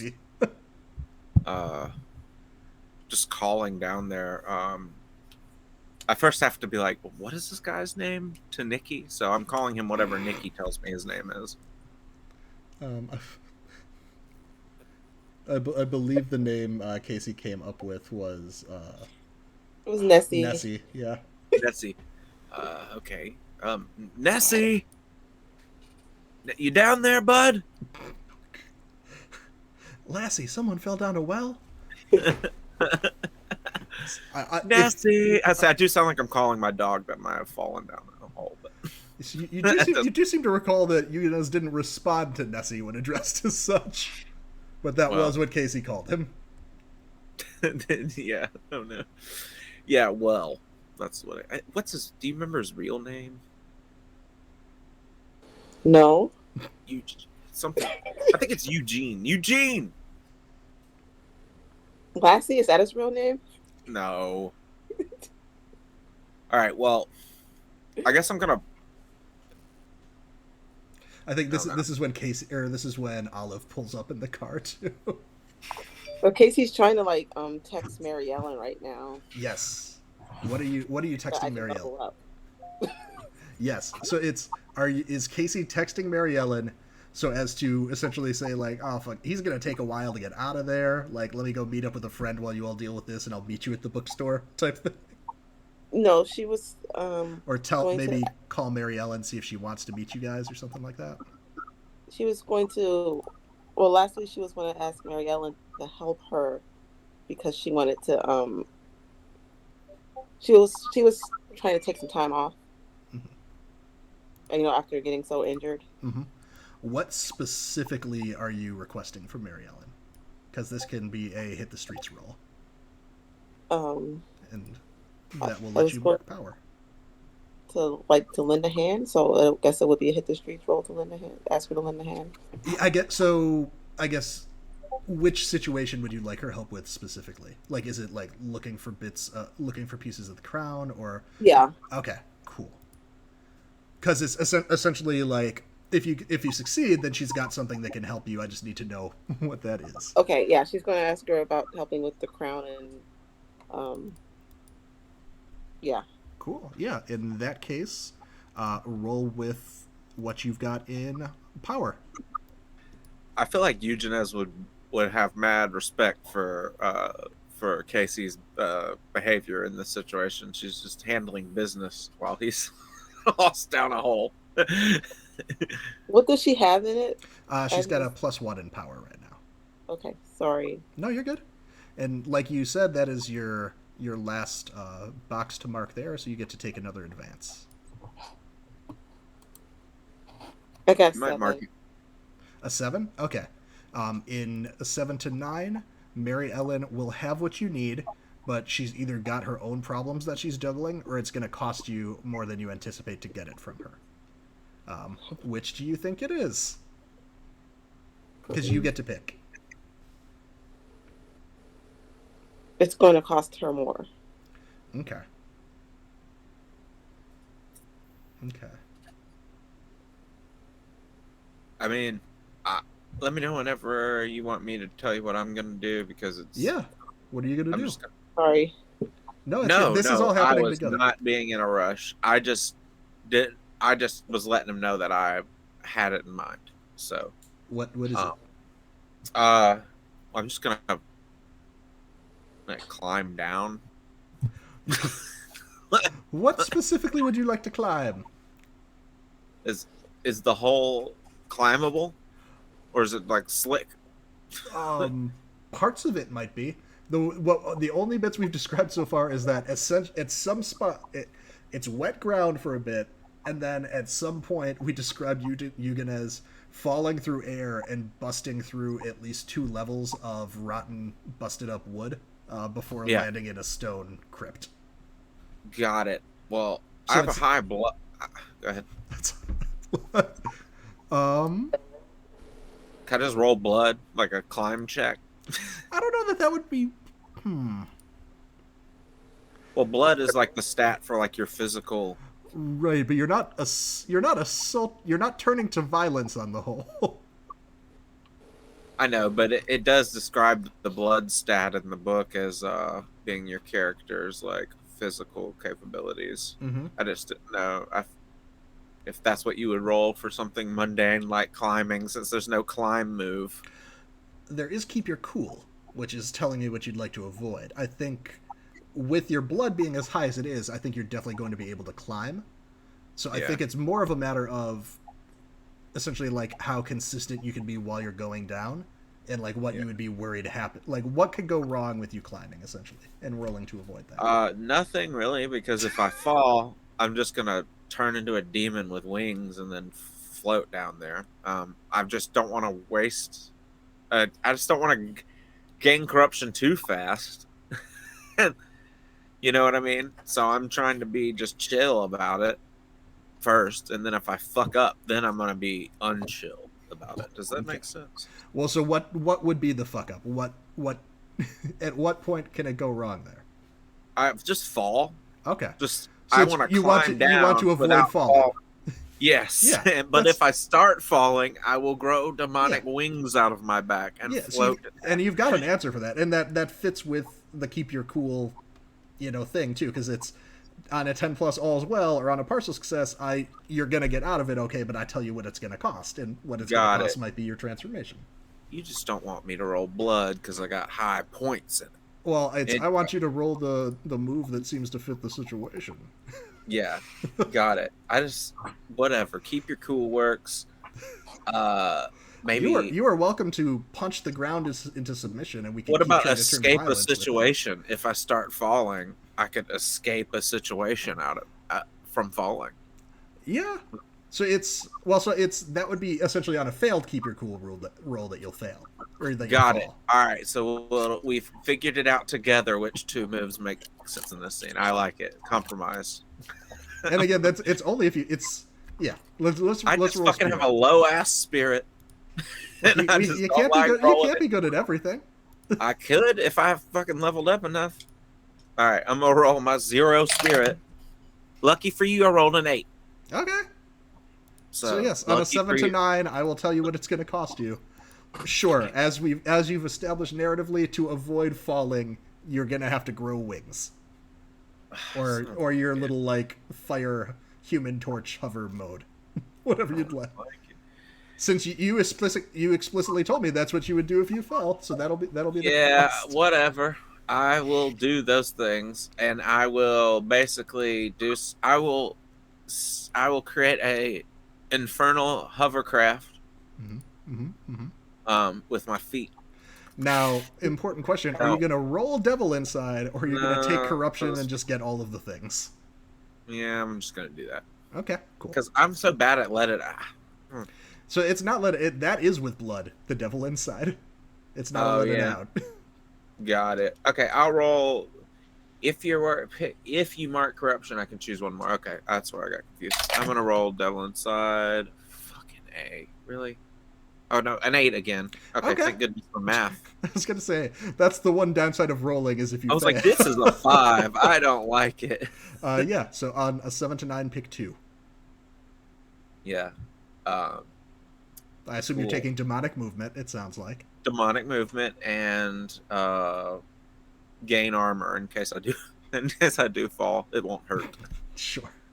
Or in case I get poked by something. I don't know. I'm just gonna get tougher. I like being tough. I don't know what's down there. Yeah. You know. So I think Kasey is texting Mary Ellen on her phone, and maybe sees that like the last texts were from the same night as Jean Shallow Pool, where Mary Ellen was expecting to meet you somewhere, but then you got into a van with a bunch of werewolves and vampires, and the night got away from us. Yeah. And yeah, so she will essentially, if you tell her that you need help, and you kind of are you trying to schedule a meeting, like tell her to meet up with y'all somewhere? Or yeah. Okay. Yeah, I think you get maybe like a snappy text back that's like, "Sure, I'll meet you there," and maybe you'll even be there this time or something like that. But she's game to meet you somewhere. I'll text back that what am I going to text her back? That I got into another accident. You add to white list. Yeah, and so Olive, you pull up in your vehicle. You see Kasey on her phone. You see Vesuvius start climbing into a hole in the ground. Is doing like if this was just a solid tube of earth, like you think he'd probably have been fine. He was doing pretty well, but he gets to the part that's just open air from when we got into the lower levels of the castle, and you see like maybe like a gust of like a puff of smoke come out, like to signify that he transformed while he's down there. And where do we think in the process of snake handling that Vesuvius makes it downstairs?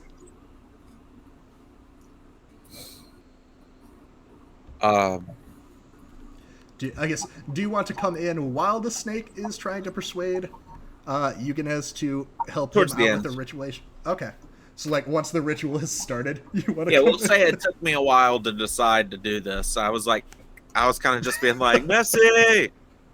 It's like, is he worth it? Yeah, because I don't know this guy really, and all I did, we've had a weird relationship, and we haven't become friends yet. So he has to be my friend first before I can just dive into harm's way to save him. So it's essentially where we left off with the conversation between Eugenēs and Ajax. Ajax was trying to cash in a debt on you, to get you to agree to help him, I guess, bring this skeleton back to life.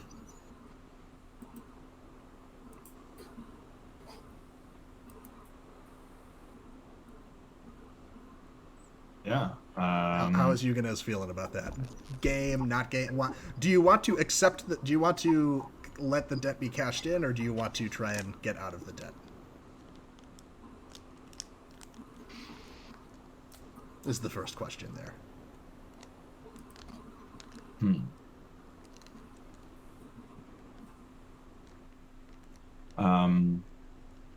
Let me check my thing I've got.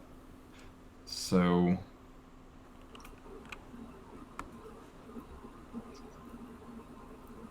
all right. Yeah, I'll just honor that. That's fine. Let's do it. Yeah. All right. Okay, and you got it. Since we had left off with you establishing that you are not used to resurrection rituals, and so he will have to walk you through this. Yep. Okay. Okay, now I need you to listen carefully because this is gonna be really. It's gonna sound really fucking weird. How this all works. But you just gotta trust me. This is how we bring him back each time. Mm-hmm. So as you say, but I'm not. That seemed like a tenuous. Are you ready for some weird shit or? Sure. Are you ready I've had for a very some weird weird day. shit? That's what I like to hear.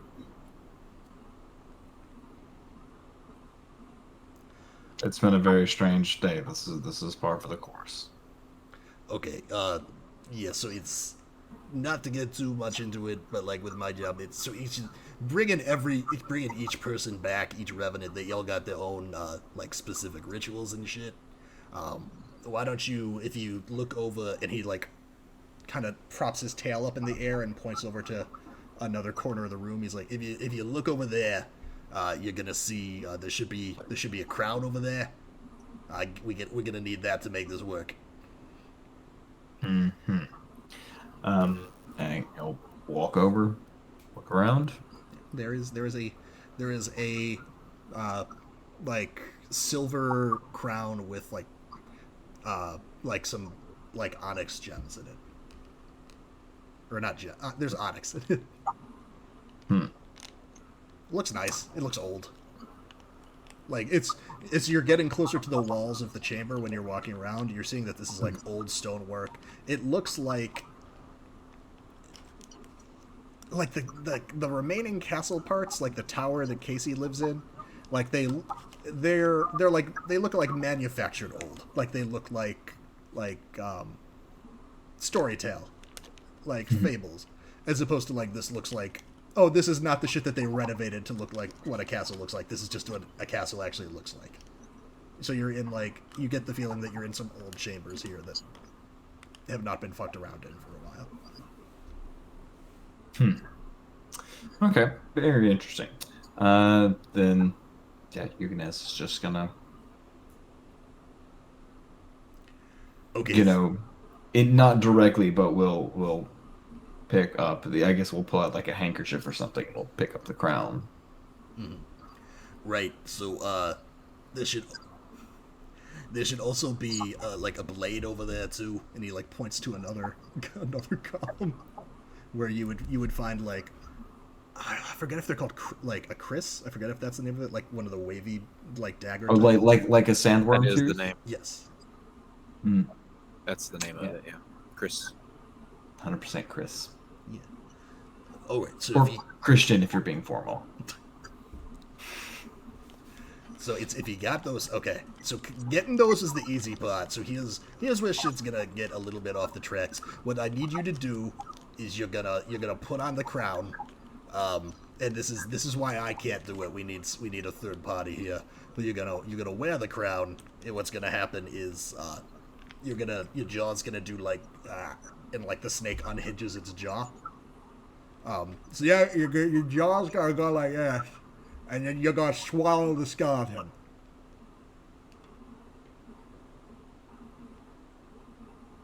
And then it closes his mouth, and then you take the blade and you cut yourself, and then he'll come out. And you'll be fine. What the fuck? Like the snake warned that it was going to get weird. fucking Yeah, I feel like that deserves some elaborating on, though. If it was that weird. That's what. Not that you're there, but that's what I'm fucking doing right now. Is I'm elaborating. Okay, on it. got it. All right, yeah, all right. And just so I'm aware, what kind of payment will I be receiving for this? This is This is a moderately priced shirt. You can take the shirt off before you cut. No one's saying you have to cut into the shirt. And I mean, like I said, this is paying back the favor that you owe me. Yes. And then like once I got him back on his, once I got this guy back on his feet, we're gonna be a lot. Then we could start doing some like actual business outside of like dusty fucking crypts and shit. Mm-hmm. Think of it as an investment. You seem the investment kind. Sure. Just think, it's not every fucking day you fall down a hole and you find such like great allies as us. Slivering with No, snake but it's tongue. more common than you might think to fall down a hole and find trouble. But fine, sure. Well, thank goodness you're here where you're safe with us. You mean? Well, guess he'll put the little crown on, and Yeah. When you put on the crown, like you don't. It's not like you get like. It's not like it compels you to do anything, but you find yourself like able to unhinge your jaw and like.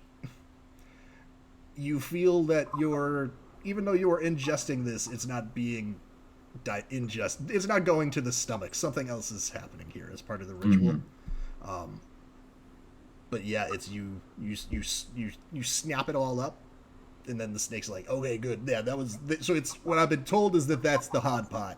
The cut in the open, it tends to feel like more of a relief. wonderful. And he'll just slowly start. At what point in this would Vesuvius like to become floating down the hole? Whenever he is he gonna do the weird shit? Is he doing it? Oh yeah, he just ate the skeleton. I want to. Okay, cool. Sorry, I was chatting about IPA in our side chat here. Sorry about that. No, that's good. Well, I drink a shandy. I'm gonna float Shandy's down. delightful. I'm gonna float down right as he's like swallowing the thing, and just kind of float above in the air, like in shock. Like, what the fuck am I looking at? And then I feel like I can't interrupt. And then after that's done, then I will land. Just as I'm taking the shirt off. Yeah, I will land, and yeah, there's an enthusiastic snake on the table. I will stay in demonic form, but be like, "Hey guys." Oh, sorry, my demonic voice. Hey guys. Hello. What the hell are you doing down here? Talking with an old friend. Oh. I thought perhaps you had been lost. No, I knew exactly where I was. I was at the bottom of a fucking hole. I can fly us out whenever you're ready. Right, well, I'm kind of in the middle of a thing. I will observe. Great. Yeah, that's cool. Indeed.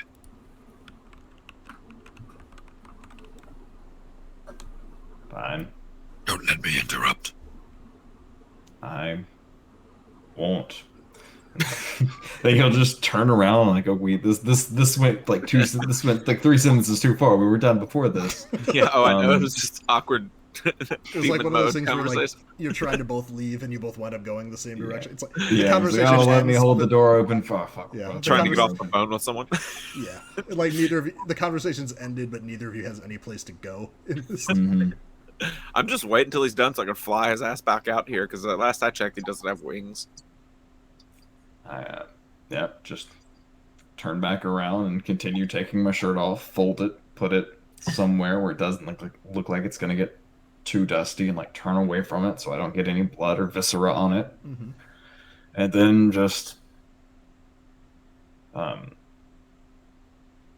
look at the snake before I do it and go, just so you're aware, if this goes awry, there will be debtors coming to collect. And then yeah, I think if you, as you kind of cut with the blade, it's very much an Athena jumping out of Zeus's head moment, mm-hmm. where you kind of go into the rib cage and it doesn't hurt, but it definitely feels strange as something leaps out of you, and in front of you is just a grown-ass man. Huh. That takes the crown off your head and puts it on.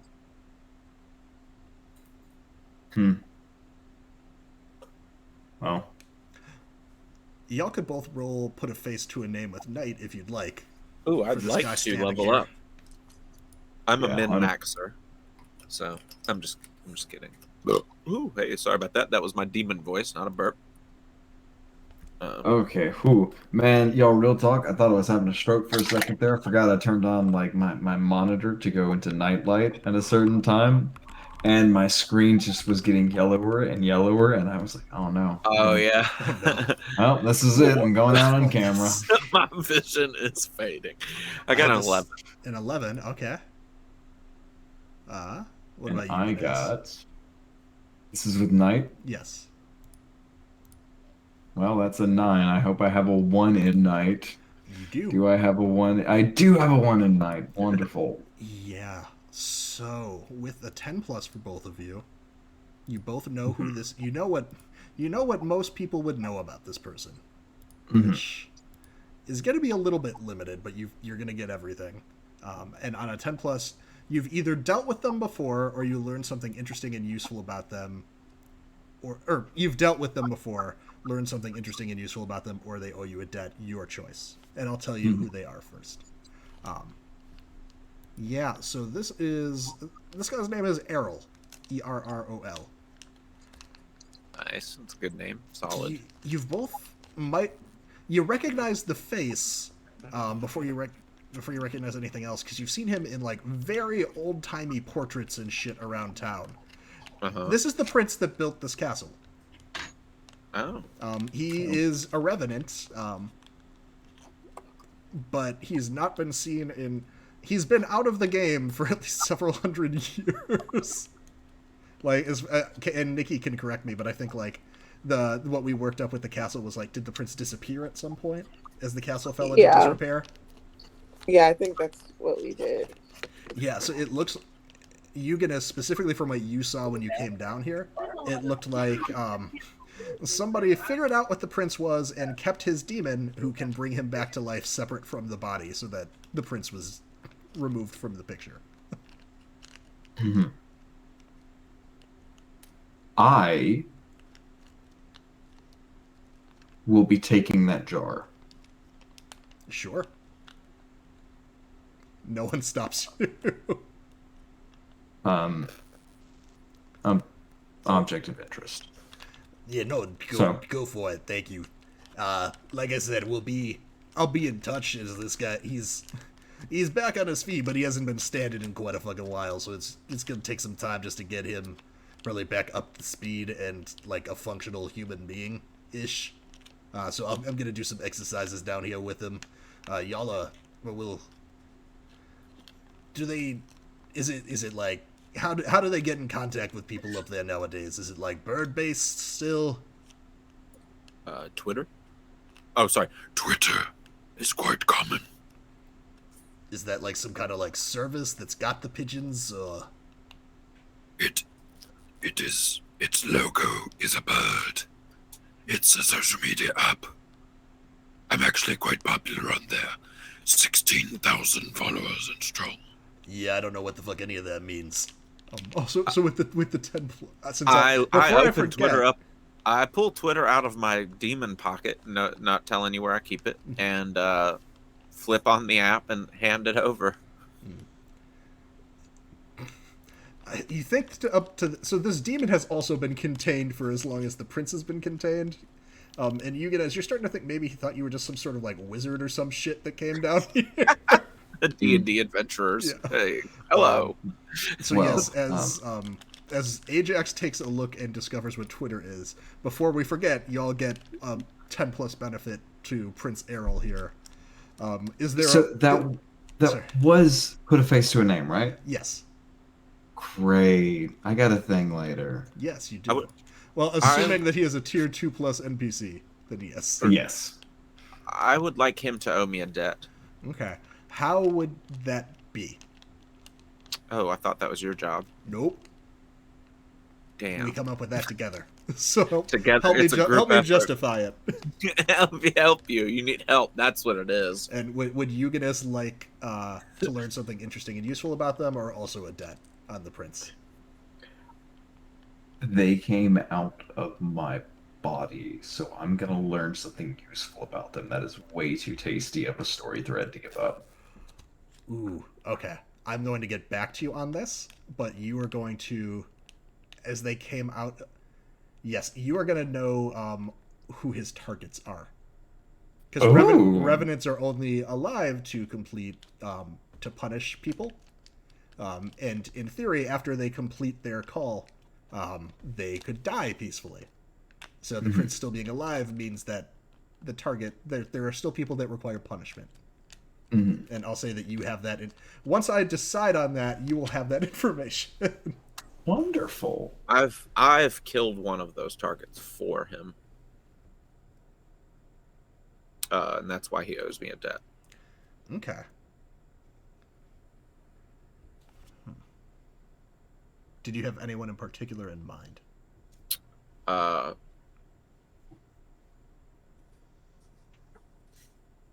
Ranj the mildew a sworn, scented. maybe. I'm thinking maybe a sworn character who did battle one with him at some point. Yeah, so the prince, at this point, with the prince being like several hundred years down here, it was probably, unless it's like a creature like a vampire, a lot of his list is probably going to be, unfortunately, it's probably going to be like coming after descendants and shit, or ghosts. Ghosts are an option. Okay, well, we'll say a descendant of a powerful sworn. Okay. What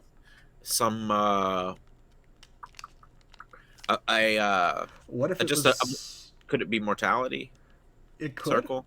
It could. Okay. What if it, just pitching a different direction for you, what if it was the Reverend? Because you certainly made sure the Reverend suffered. Oh, yeah, I did, didn't I? Oh, we'll say, yeah, maybe I didn't know that was one of... Oh, no, it's nobody, like, he's been down here so long, like, nobody, except for Eugenēs in this case, would know without talking to him who his targets are, or without doing some crazy research into the town and, like, feuds from 400 years ago. Got it. So I think he senses that he knows that he owes you. He feels that as part of his like revenant call.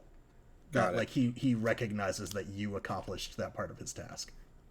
Got it. Yeah, let's do that. Let's go with that then.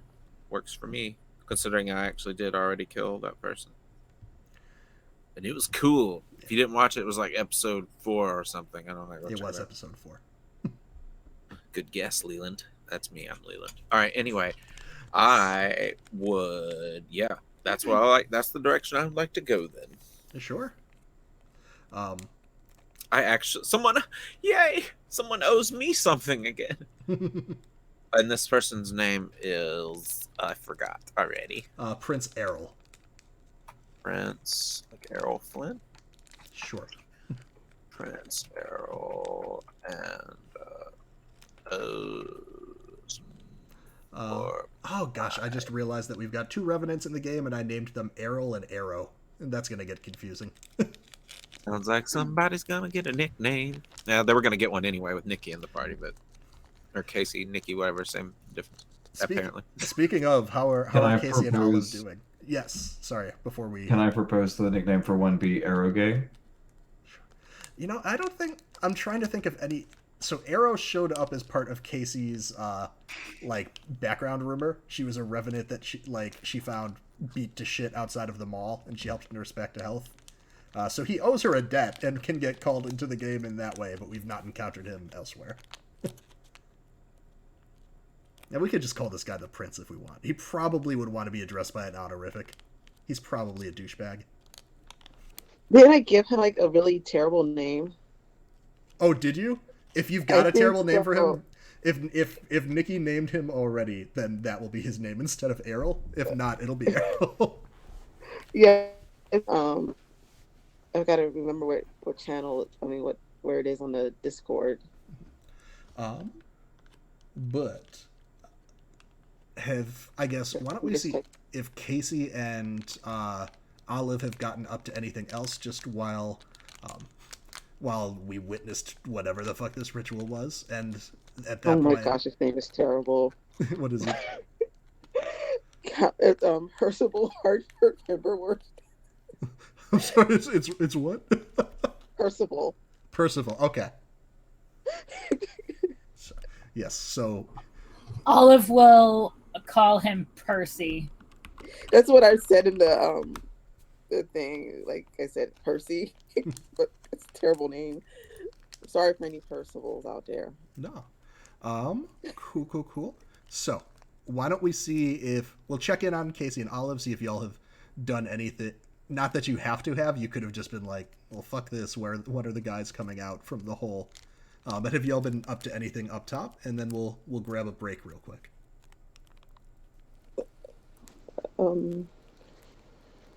I think after Kasey got through to Mary Ellen, she'd like at least greet Olive.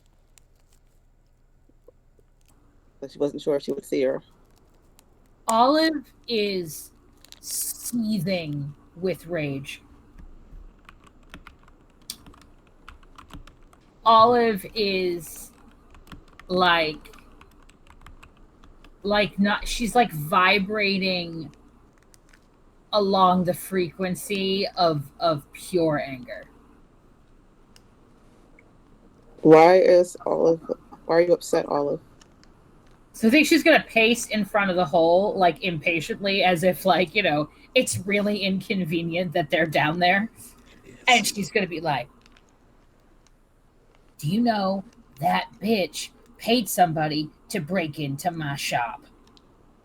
No, I did not know that. Girl, I understand that, like, in your world, everything we do here is just, it's mundane kitty shit. I understand that.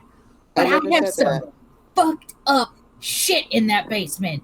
And you're paying people to go traipsing down around there because you want what? I don't know. I don't know what she wants, and I'm going to find out. And when I find out, boy, let me tell you, it is going to be, it's going to be awful. Who did this? Who made you mad? Nira, the fucking scuba instructor. Girl, like, I believe that. Okay, we'll take care of it. You can't build a damn thing in this town without an ulterior motive. For Christ's sake, the ice cream parlor is a werewolf. What if we just buy her shop?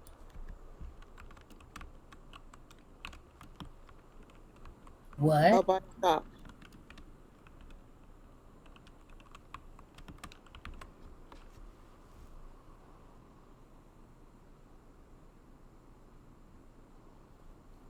And I feel like that is sort of like the pause moment of like Olive looking at Kasey as if like the world has never seen a beautiful thing such as thee. And like the revenge fire rage. Oh yeah. Yeah.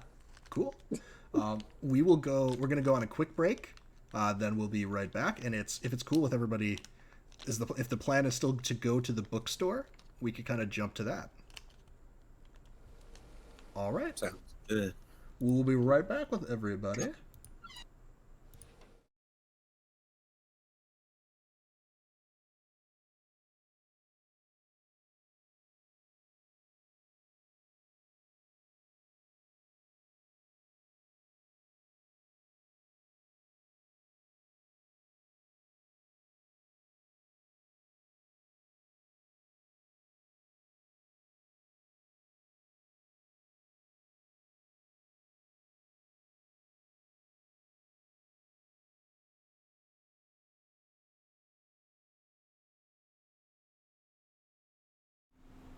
And we're back. Hi, everybody. Okay, so half of our party has emerged from a hole. The other half of the party is there. What do we do? Are we caravanning over to the Broken Spine? Yes. Whose spine do I have to break? So the Broken Spine is the bookshop of a Oh. fae named Phaedra. Got it. So, but named but we're not myself. ruling out my character breaking any spines, are we? Because that wouldn't be fun. It's hard. It's not for me to say. Okay, got it. All right. I'm sure we will. Kasey will get into trouble, and you can break some spines for her. Excellent. Spine breakage on the table. So We'll take it off if we need. So who's driving? How are we getting point A to point B? I have a demon horse that I can summon, and as long as everyone wants to cram on the top of that, we can fly off into the sky. So it is. No, I lease a Toyota Camry. It's fine. Okay, all right, never mind. We'll use the Camry Olive instead. has her vehicle as well. Yes. I will say it is, just since we've not played in the daytime before, it is noon on a Tuesday, so... I actually don't have a car, so that's just how I get around, apparently. you just get kidnapped and wind up where you're supposed to be. Horse at a red light. Nobody makes eye contact. Yeah. Kasey just starts walking if you guys were just like trying to figure it out. No, I get in my car that's here. We're in the Camry. Somebody Cram towed in. the car. Somebody towed your car. Yeah. Somebody. Unfortunate.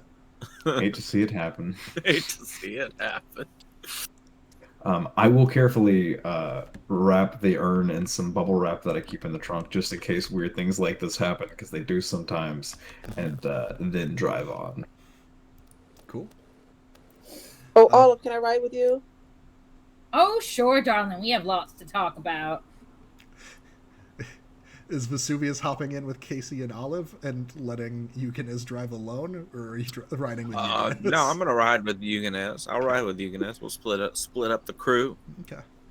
So I guess 2 important questions for each car. Are we?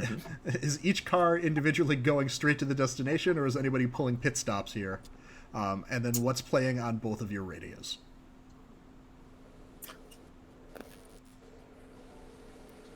Well, on Eugenēs, it is going to be there's no tape deck, no radio really. It's just speakers, and at the moment, it seems as though Kansas's Greatest Hits was playing, and as it starts, what sounds like a vinyl recording of "Carry On My Wayward Son" starts, and Eugenēs will like, that's irony for you. So, I can't. Kasey's going to ask Olive if she could keep a bag of crayons in her car. Olive is going to make a facial expression that says, I really don't want my face to show that I think this is odd. And she's going to say, of course, sweetheart, whatever you want to do. We got plenty of room. Just me that needs this.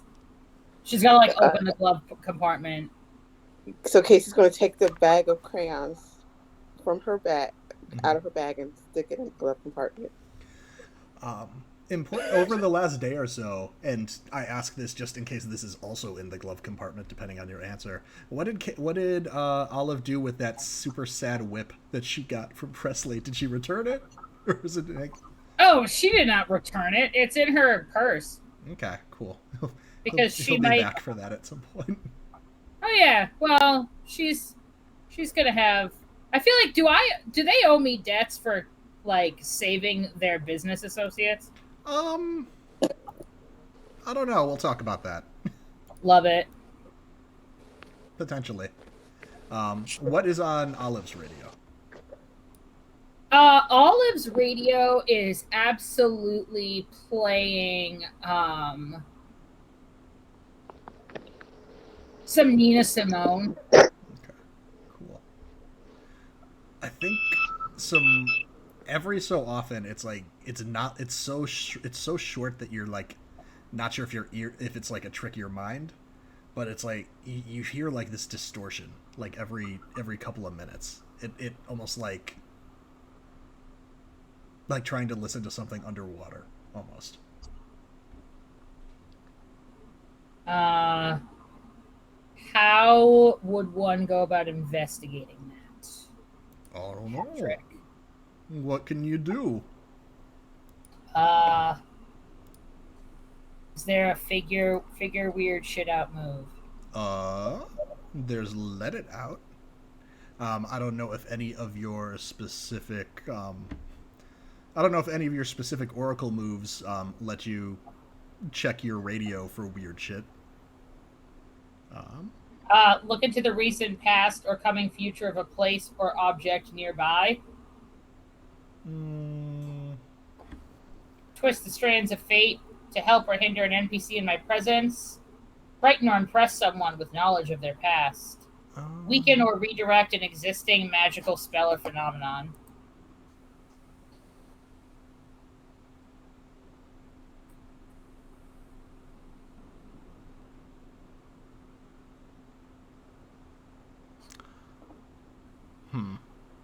Let It Out is probably what fits the best. Like previously, that used to be in first edition, that was kind of like the supernatural or weird catch-all. I mean, that's fine. That's fine with me. I just didn't know which specific. I mean, we could reflavor the one about past or present of an object. I think that's probably the closest thing that's going to fit. Okay, well, I can roll that, and then when I fail, it'll be awesome. Psychometry, maybe? I actually... Nah. I actually think I'm examining something interesting. I'm examining my car actually makes a lot more sense. In my humble opinion. Sure. Yeah, I think that works. Thing I'm better at. I mean, they're all spirit, so. Yeah, I mean... There's the same stat regardless. It's just your specific questions and consequences are a bit different. Oh my god, it's a 5. Oh, it is a 5. I can't even get help, can I? It would only bring it up to her? So it would She's only... in the car with her? So, here's the thing. Kasey can help her. Even if you succeed, it only brings it up to a 6. And then you would also be privy to the consequences of what's about to happen. Great, my car is about to explode. I hate these dice. No. Not at all. This is, if anything, it's going to work too well. So you're kind of... You keep getting this, like I said, this repeated like sound distortion with your radio, and you start focusing in on the radio to figure out like, hi lizard, what's going on there, and it's, you see like there's some outside force that's like left like there's like residual energy around it. Like it doesn't look like intentional or anything like that. It's almost like in any like sci-fi or comic book shit where it's like they talk about like, oh, just like this is just like residual energy of the universe type thing. You're getting that, but like with magic, like some powerful magic thing, and you're trying to. It doesn't seem to be connected to like be a thread that you can follow, and I think as part of you actually kind of that, like I said, that liminal bubble type membrane thing kind of pops up again, as you're trying to like get a smell and get a sense of this magic and where it came from, and as opposed to like normally where it's like an abrupt passage into it, like but like controlled, like you kind of see this phase coming on. As you're approaching that membrane, 4 ruby tentacles reach out and yank you through it, and are currently wrapped around your body. Can I help her now? What you see is her hyper focused in the car, staring at the radio. Can I wave my hand in front of her face? Yeah, you could try and do stuff. Like, you, Olive. And Olive, anything you want to try here. Like, it is all... We're in like, vision metaphor world. So, like, anything you want to pitch here. Okay, so these tentacles, are they the same tentacles I saw at the ritual? They The don't. roots? They don't look as big as the roots. Like the roots were like. Okay. The roots were like part of something like massive and titanic. And this, not. Don't get me wrong. This is like whatever these tentacles are attached to. It's probably something big, but it seems similar but not the same thing. If that Okay. makes sense. Um. But under this membrane, you are underwater. You feel like you're underwater, and normally, like I think you've had visions before, where you could, like, you're looking under the ocean, but you've never had to worry about breathing in those. For this time is different. Like you can Okay. feel water. Okay, so I'm gonna let it out, and that's with spirit. Show. That's a 7. And Nikki, so we'll get to the 7. You were waving in front of Olive as she's kind of Yeah, I stuck think to help staring. her. Yeah. Let's see. What do you think? What do we think we could mechanically do here for how to interrupt? You could Escape the situation. Just dive out. Kasey could dive out of the car. No, she has to help her friend Olive. In terms of let me know if you've got any ideas for helping. I'm just looking through the moves and trying to see what we could try. She's not Does responding. she know it? Sorry, go ahead. Yeah, she's not responding. Mhm. Would it seem like? Would Kasey know it was like a trance? Looked like maybe it was a trance or something. Like Do maybe you not think- exactly what's going on, but Yeah. Do you think Kasey has seen Olive in visions before?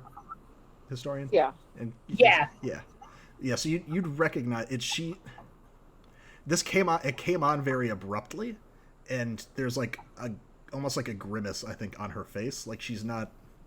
I think normally it's very normal. And please correct me if I'm wrong, historian. But I think normally, like, you've probably got a pretty passive face when you're in the visions. Yeah. Yes. Normally, it's very like she's like a statue. Like she becomes very like serene, but she becomes very cold, and it's like she's made out of granite. Mm-hmm. So I think you're getting definitely odd vibes off of this. It's similar to when she has a vision, but something is wrong. You know Is her there well like a enough to know. fairy thing where she could do to just like cut magic off from some? Not cut. That's what I that was sounds looking cool. at. So your fairy magic, I don't think fits. You've got, Okay. well, some things might fit in a little bit. You've got your healing, you're placing someone in an emotional state, and your illusions. You're letting it out. You can compel the elements of your court to reveal what they have seen, so you could try and do that and get a better sense of what's going on. You could do what you did with Murphy and create a telepathic link between yourself and Olive, since she can't respond to you physically. But those two both involve let it out.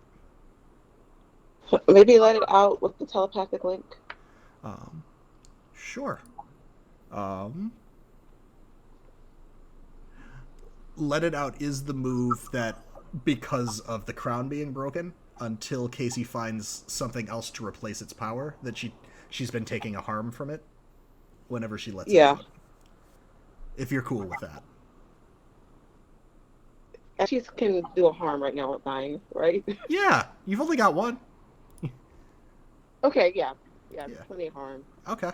Yeah.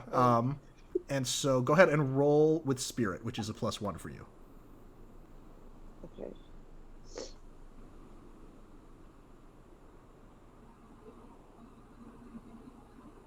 Eugenēs, were you driving behind or in front of Olive?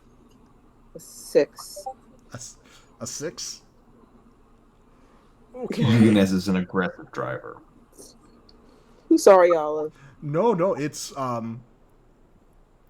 do you say that in person? Because you are now No, in creating also this saying telepathic link, you are under the water and you see Olive being gripped by 4 tentacles. And things are very wet. that I can't grab. You the can. telepathic link. You can't. Are No, you it's rats? essentially as a result of the failure, things have gone wrong and you've gotten sucked into. I'm gonna try to break her away. Okay. Sure, we will do that. Eugenēs, sorry, I heard you were an aggressive driver. Oh yeah, Behind or in front? Would they be behind in or in front. front of you? You're in front. Okay. So Eugenēs is very calm, restrained in every aspect, except behind the wheel. Then one of you might notice that Olive's car is stopped back at the light behind you all. People are honking. Yes. We are underwater crew. Olive is currently wrapped up.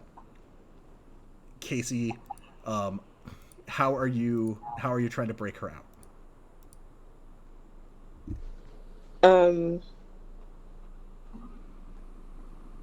I gotta look at her list of things that she can do. You're good. You could take a minute too, because we can jump to Olive. Okay, yeah, kinda, she's gonna try to. Yeah, I'll look at the list of moves. So these things aren't crushing you. They're kind of just holding you in place, but similar to the roots and stuff that we saw at the gorge, on each of these tentacles, eyes just open up. And eyes are on you.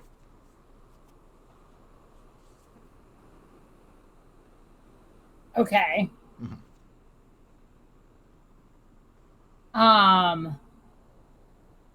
Can I talk to them? Yeah. So I think like this is I imagine this is like a time dilation situation, right? Like things don't obviously she's in danger of drowning, but it's not the same like 90 seconds or whatever. Like no, we are Inception rules are at play. Time is weird. I think she's gonna look at them and very calmly to whatever degree she's able to, whatever. You have my attention. What do you need? It almost seems to like tilt you to the side, considering you. Your attention is irrelevant. You have our attention. All right. This is the second time today you have tried to look at us. Second time today? Yes, you'll recall you failed a roll to investigate the Scuba Academy. Oh, okay. All right. Is this what you wanted to see? I mean, it does. It answers some of my questions, but I would be lying if I didn't say it posed even more. So, I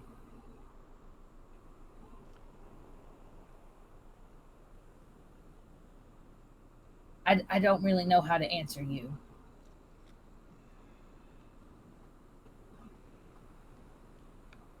What do you want from me? It was not us that came seeking. Look, we would advise against staring too long at things that hurt the mind. I am reading you loud and clear, and your warning has been heard.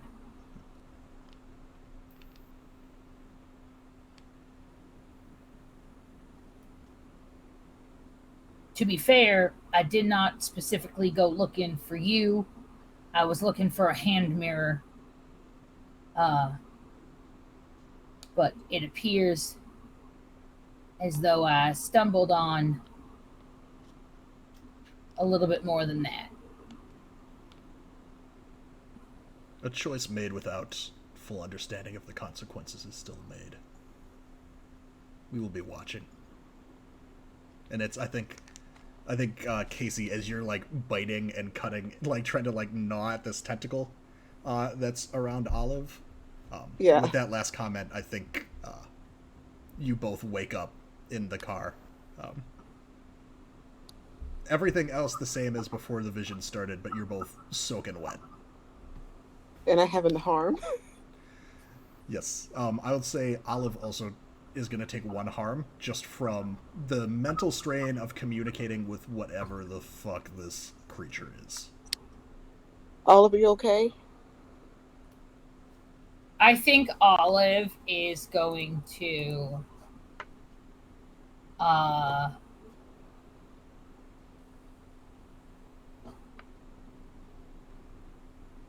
think Olive is going to say nothing, and she's going to very calmly at the next green light, staring straight ahead, all the color drained out of her face, and a tiny trail of blood coming out of her right nostril, continue driving to the bookstore. Yes. It appears that when this all happened, like, foot wasn't on the pedal or anything. You were just stopped at a light. So people have been loudly honking and going around and all of that. Did the other car at any point stop, or did you all just proceed to the bookstore? Would I have seen that them Um, stop at a red light for too long, or no? With how I don't know. With how Eugenēs is aggressive driving? Eugenēs is driving, maybe not. But if you've been looking behind you, you probably would have noticed, like, they're not immediately behind you. But again, I would just assume maybe that Olive just doesn't drive that fast. with how Eugenēs is driving, I would just assume that he lost them, and that they Yeah, know no, where they're Eugenēs going. is like running real orange yellow lights, and takes some liberties to the personal space of pedestrians. Eugenēs is Cuts through a rough gas driver. station to dodge the red light every now and then, Mhm. Yeah. but way too fast. Definitely a stick shift. Yeah, my character's actually like nervous. It's just fun, even though he has like toughness and all. And if he got in a wreck, he probably wouldn't really feel it that much. But he's just gonna like hold on to the oh shit handle and endure the Kansas. I think as you reach for the oh shit handle, I think Okay. you realize that the wind is blowing in your hair and we're in a convertible now. Oh no! All right, Yeah. well then, I'm gonna hold on to the outside of the door as if it's a briefcase under my arm. No, it's Zan. Remind me, for the roll with Phaedra to Mhm. hit them up for information. It was a hit, Mhm. and it Mhm. was the selection was that she is juggling her own problems. Correct? Yes, that she's Okay. juggling her own problems, yeah. That I may have ignored. Mm-hmm. I Yeah. reprioritized, that's all. So, do y'all go into the store?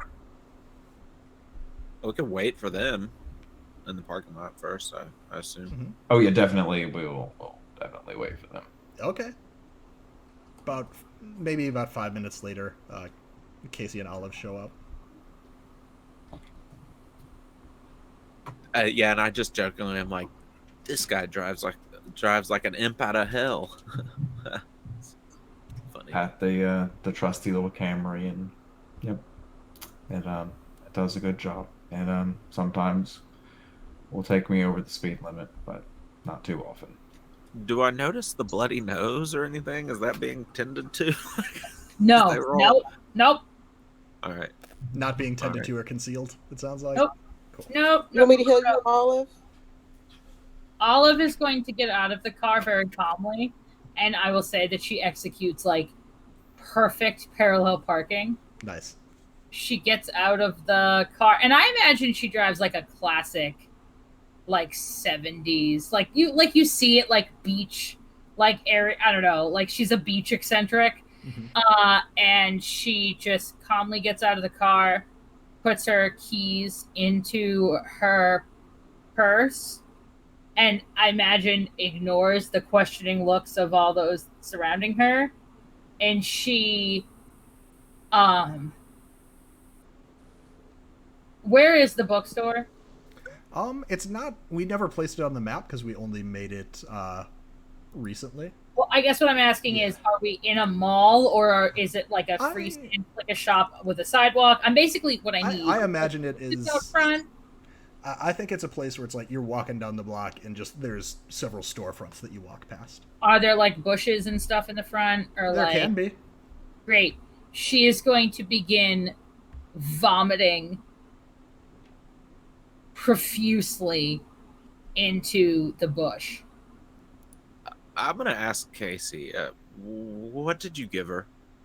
Casey's not going to answer because she's going to go help her Give her? friend who is. What being did you sick. give her? Because that's what girls do. They help each other out when they're sick. Holding Well, she's a Olive's hair fae. back. Fae give people weird stuff sometimes. I don't She's know. not going to answer you. She's going to see to her friend. Okay. But they're both, Oh, yeah. I think You they're both should. still soaking wet, aren't they? Yes. Yeah. But yeah, Casey's going to see to her friend and make. Oh you wait, they're know, wet. Oh Yes. Lord, they're actually wet. Oh no. Okay, that's. I'm gonna run over there too afterwards. I'm like, what the hell happened? And I'll help assist Kasey in whatever if she's making any rolls or anything. Aid her. No, she was just going to offer to heal her, but she's going to like let her, deal with everything that happened first because that was kind of a It big was a thing. lot. Gotcha. Yeah. It was a lot. We get to so the I'll point let where her it's know. crying and puking. I will help. Yeah, Casey's like patting her, like I'm here, whatever you need. Do you need me to go into that Walgreens over there and get some Pepto or something? Or sorry, Malgreens? Do you need me? No, I'll heal her if she needs it. Just wait over there. We'll be there in a moment. We just need a couple minutes.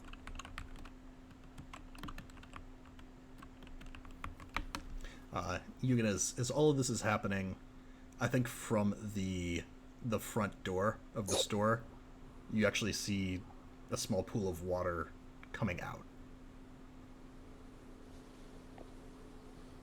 Oh, I should mention the person inside might be in danger.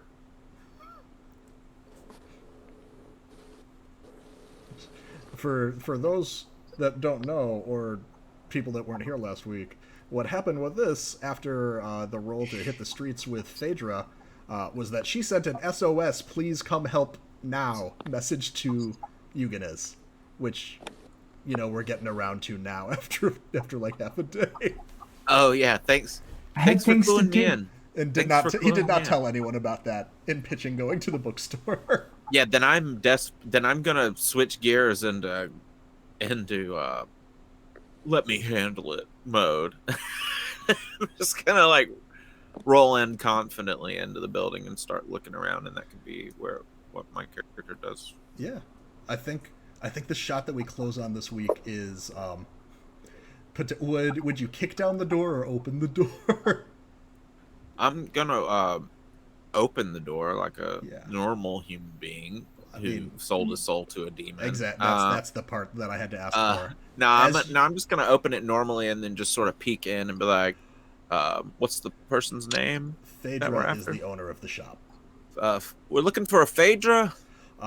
You say as a wall of water kind of up to your waist starts pouring out of the door. The scene inside this bookstore is like some sort of hurricane hit localized entirely within the confines of this shop. Okay. Eugenēs, who has definitely been here before, bookcases are down on the ground. It is full of water. Books are floating in the water. And also floating in the water are what Kasey might recognize, what all of our wild folks, I'll say, would recognize as creatures that are fey in origin. Some sort of weird half crocodile octopus. A pair of them with think of it like a centaur with a crocodile front half and octopus legs. We got a pair of these just floating around this shop, chomping down on shit. Can I And propose Can I propose it next week? No, But I that's just the- want to propose the last shot of my character holding the door open with a very defeated look on his face as water's pouring on him, but then his eyes light up with Nice. blue flame. Yes. Perfect. And Olive vomiting in the background. Oh yeah, just vomit noises. Well, that is what we'll be coming back to next week. The broken spine has seen better days. Yeah, we'll go those around. Books are fucked. Yeah. We'll go around real quick. We will do some outroductions, and people can be on their way. Fucking outroductions. I hate you so much. Love you, Zan. Do you mind going first? Yeah. So I am Zach. I am a professional GM and content creator for 5e World of Darkness, powered by the Apocalypse, and a whole bunch of other games out there. I should probably update that list because I don't do a whole bunch of World of Darkness at this very moment. And I am all over the place doing all of the things. Tonight and Wednesday night, you can catch me here. Wednesday night, where I am starting our They Came From Beneath the Sea 3-shot. On my channel, I am available. You can find me on Mondays and possibly other days that I'm not doing something else, where we're doing a PhD project with Calliope and other fantastic folks to explore educational benefits of different non-D20 systems.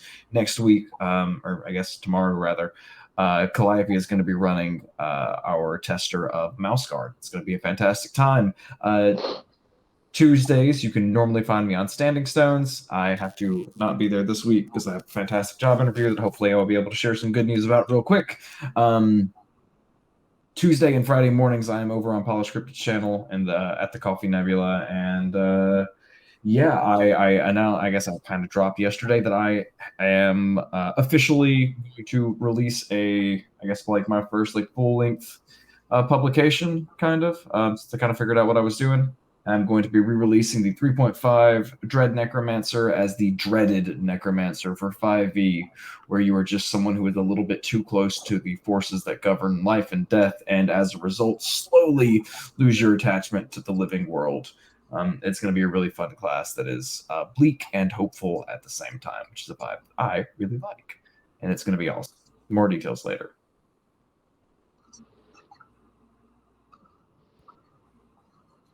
Oh my god, I would love to go. So, hi, I'm still IC Historian. I am still IC Historian, all the places on the internet that I feel like being found. You can find me on Tuesday for Standing Stones on Black Feather Guild. You could find me next Sunday here for whatever we just did, Urban Shadows, and any place else where people, are a little lax on the cast application process. Anywhere where people leave the windows unlocked, metaphorically, of course. And I'm excited to not be vomiting anymore next week.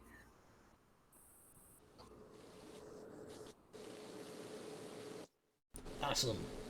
Leland, would you like to go next? Yes. Hi, everyone. I'm going to speak to you very closely. I am Leland / Leopold the Just. You can find me on Facebook, Instagram, Twitter, LinkedIn, Steam. Would you like to go next? And NPR? NPR. Tiny Desk Concert, where I yodel rap. Actually, I wish that was what I did. Anyway, all right, yeah. Sorry. You can find me. I had fun. I'm gonna say what my favorite part was anyway. Even though you didn't ask me that. My favorite part was personally rolling up on that weird shit that Zan was doing down in that hole. That was just the mental image in my head was really funny. Anyway, I just wanted to say that you can find me next in that Ninja Turtle game that Zan's running on Wednesday. And I'm just kidding. It's not. It's Beetleborgs. Excuse me. It's Beetleborgs. Maybe Mystic Knights of Tyrannosaurus. Oh my god, Beetleborgs had the best action figures. They were full. Their hands moved, their feet moved. It was great. They had all sorts of weapons. Those are my favorites. I also liked what was that other one? VR Troopers. That was a really good one too. I'm gonna be in that one he already plugged it, so I don't have to. And then on Friday night, I'm going to be in a game on twitch.tv/RAVVYN. Someone linked that other than me. And I'm going to be in that with Nikki, and Nikki's running it. And come watch it. It's called Welcome to Madison. We are trapped inside of a crazy pocket dimension from what I've gathered, and we're trying to make our way out. Lots of weird stuff in the town. One division meets all sorts of other weird, uncanny type weird shit. Come check it out. And I'm all and also, if you've ever watched any of Zombie Orpheus Entertainment or Dead Gentleman's films, go and such as Journey Quest or The Gamers or Dark Dungeons or any of that good stuff, any Astralers, any of their other good stuff, then just know that, then you probably know that they're they're a fan-funded organization that relies heavily on Kickstarters and stuff, and Journey Quest Season 4 was pretty much one of the things that was going to keep them afloat. Well, pandemic happened. I'm sure you were there. So funds have been depleted, but we've found a way to get back on our feet. So go and check out the Ultimate Dungeon Showdown ZOE Presents on Kickstarter. I would post a link in chat, but just use your Google skills. It's easy. The link is already in chat. Thanks. You're such a good guy. But yes, that there is pretty much all sorts of ZOE and Dead Gentleman swag you can buy. There's also a card game and a tabletop RPG being developed. So just all sorts of different things you can different levels you can back it at. Go and check it out. We've been crushing stretch goals. Help us crush them more. Thank you very much. And have a good day from NPR. And this is where I'm going to yodel rap.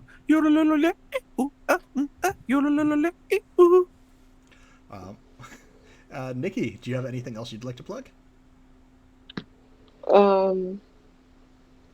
I really like to play games, but I'm not in anything until Thursday. So, if anybody has any early week stuff. Yes. Oh, that I've got an application to send you for a friend of mine's game, actually. Okay. Awesome. Cool. And I'm Pat. I think everybody else has already mentioned anything else I would be in. So you can catch me on Standing Stones on Tuesday on Raven's channel, and back here on Wednesday for the Neon Knights Reunited, the first part of our They Came From Beneath the Sea game. And then back here every Sunday for this mess. For whatever as I see Historian put it, for whatever this was. Whatever it always is. It's always something weird and random. Yeah. But yeah, thank you all so much for joining us. I hope you had a good time, and we'll be back next week.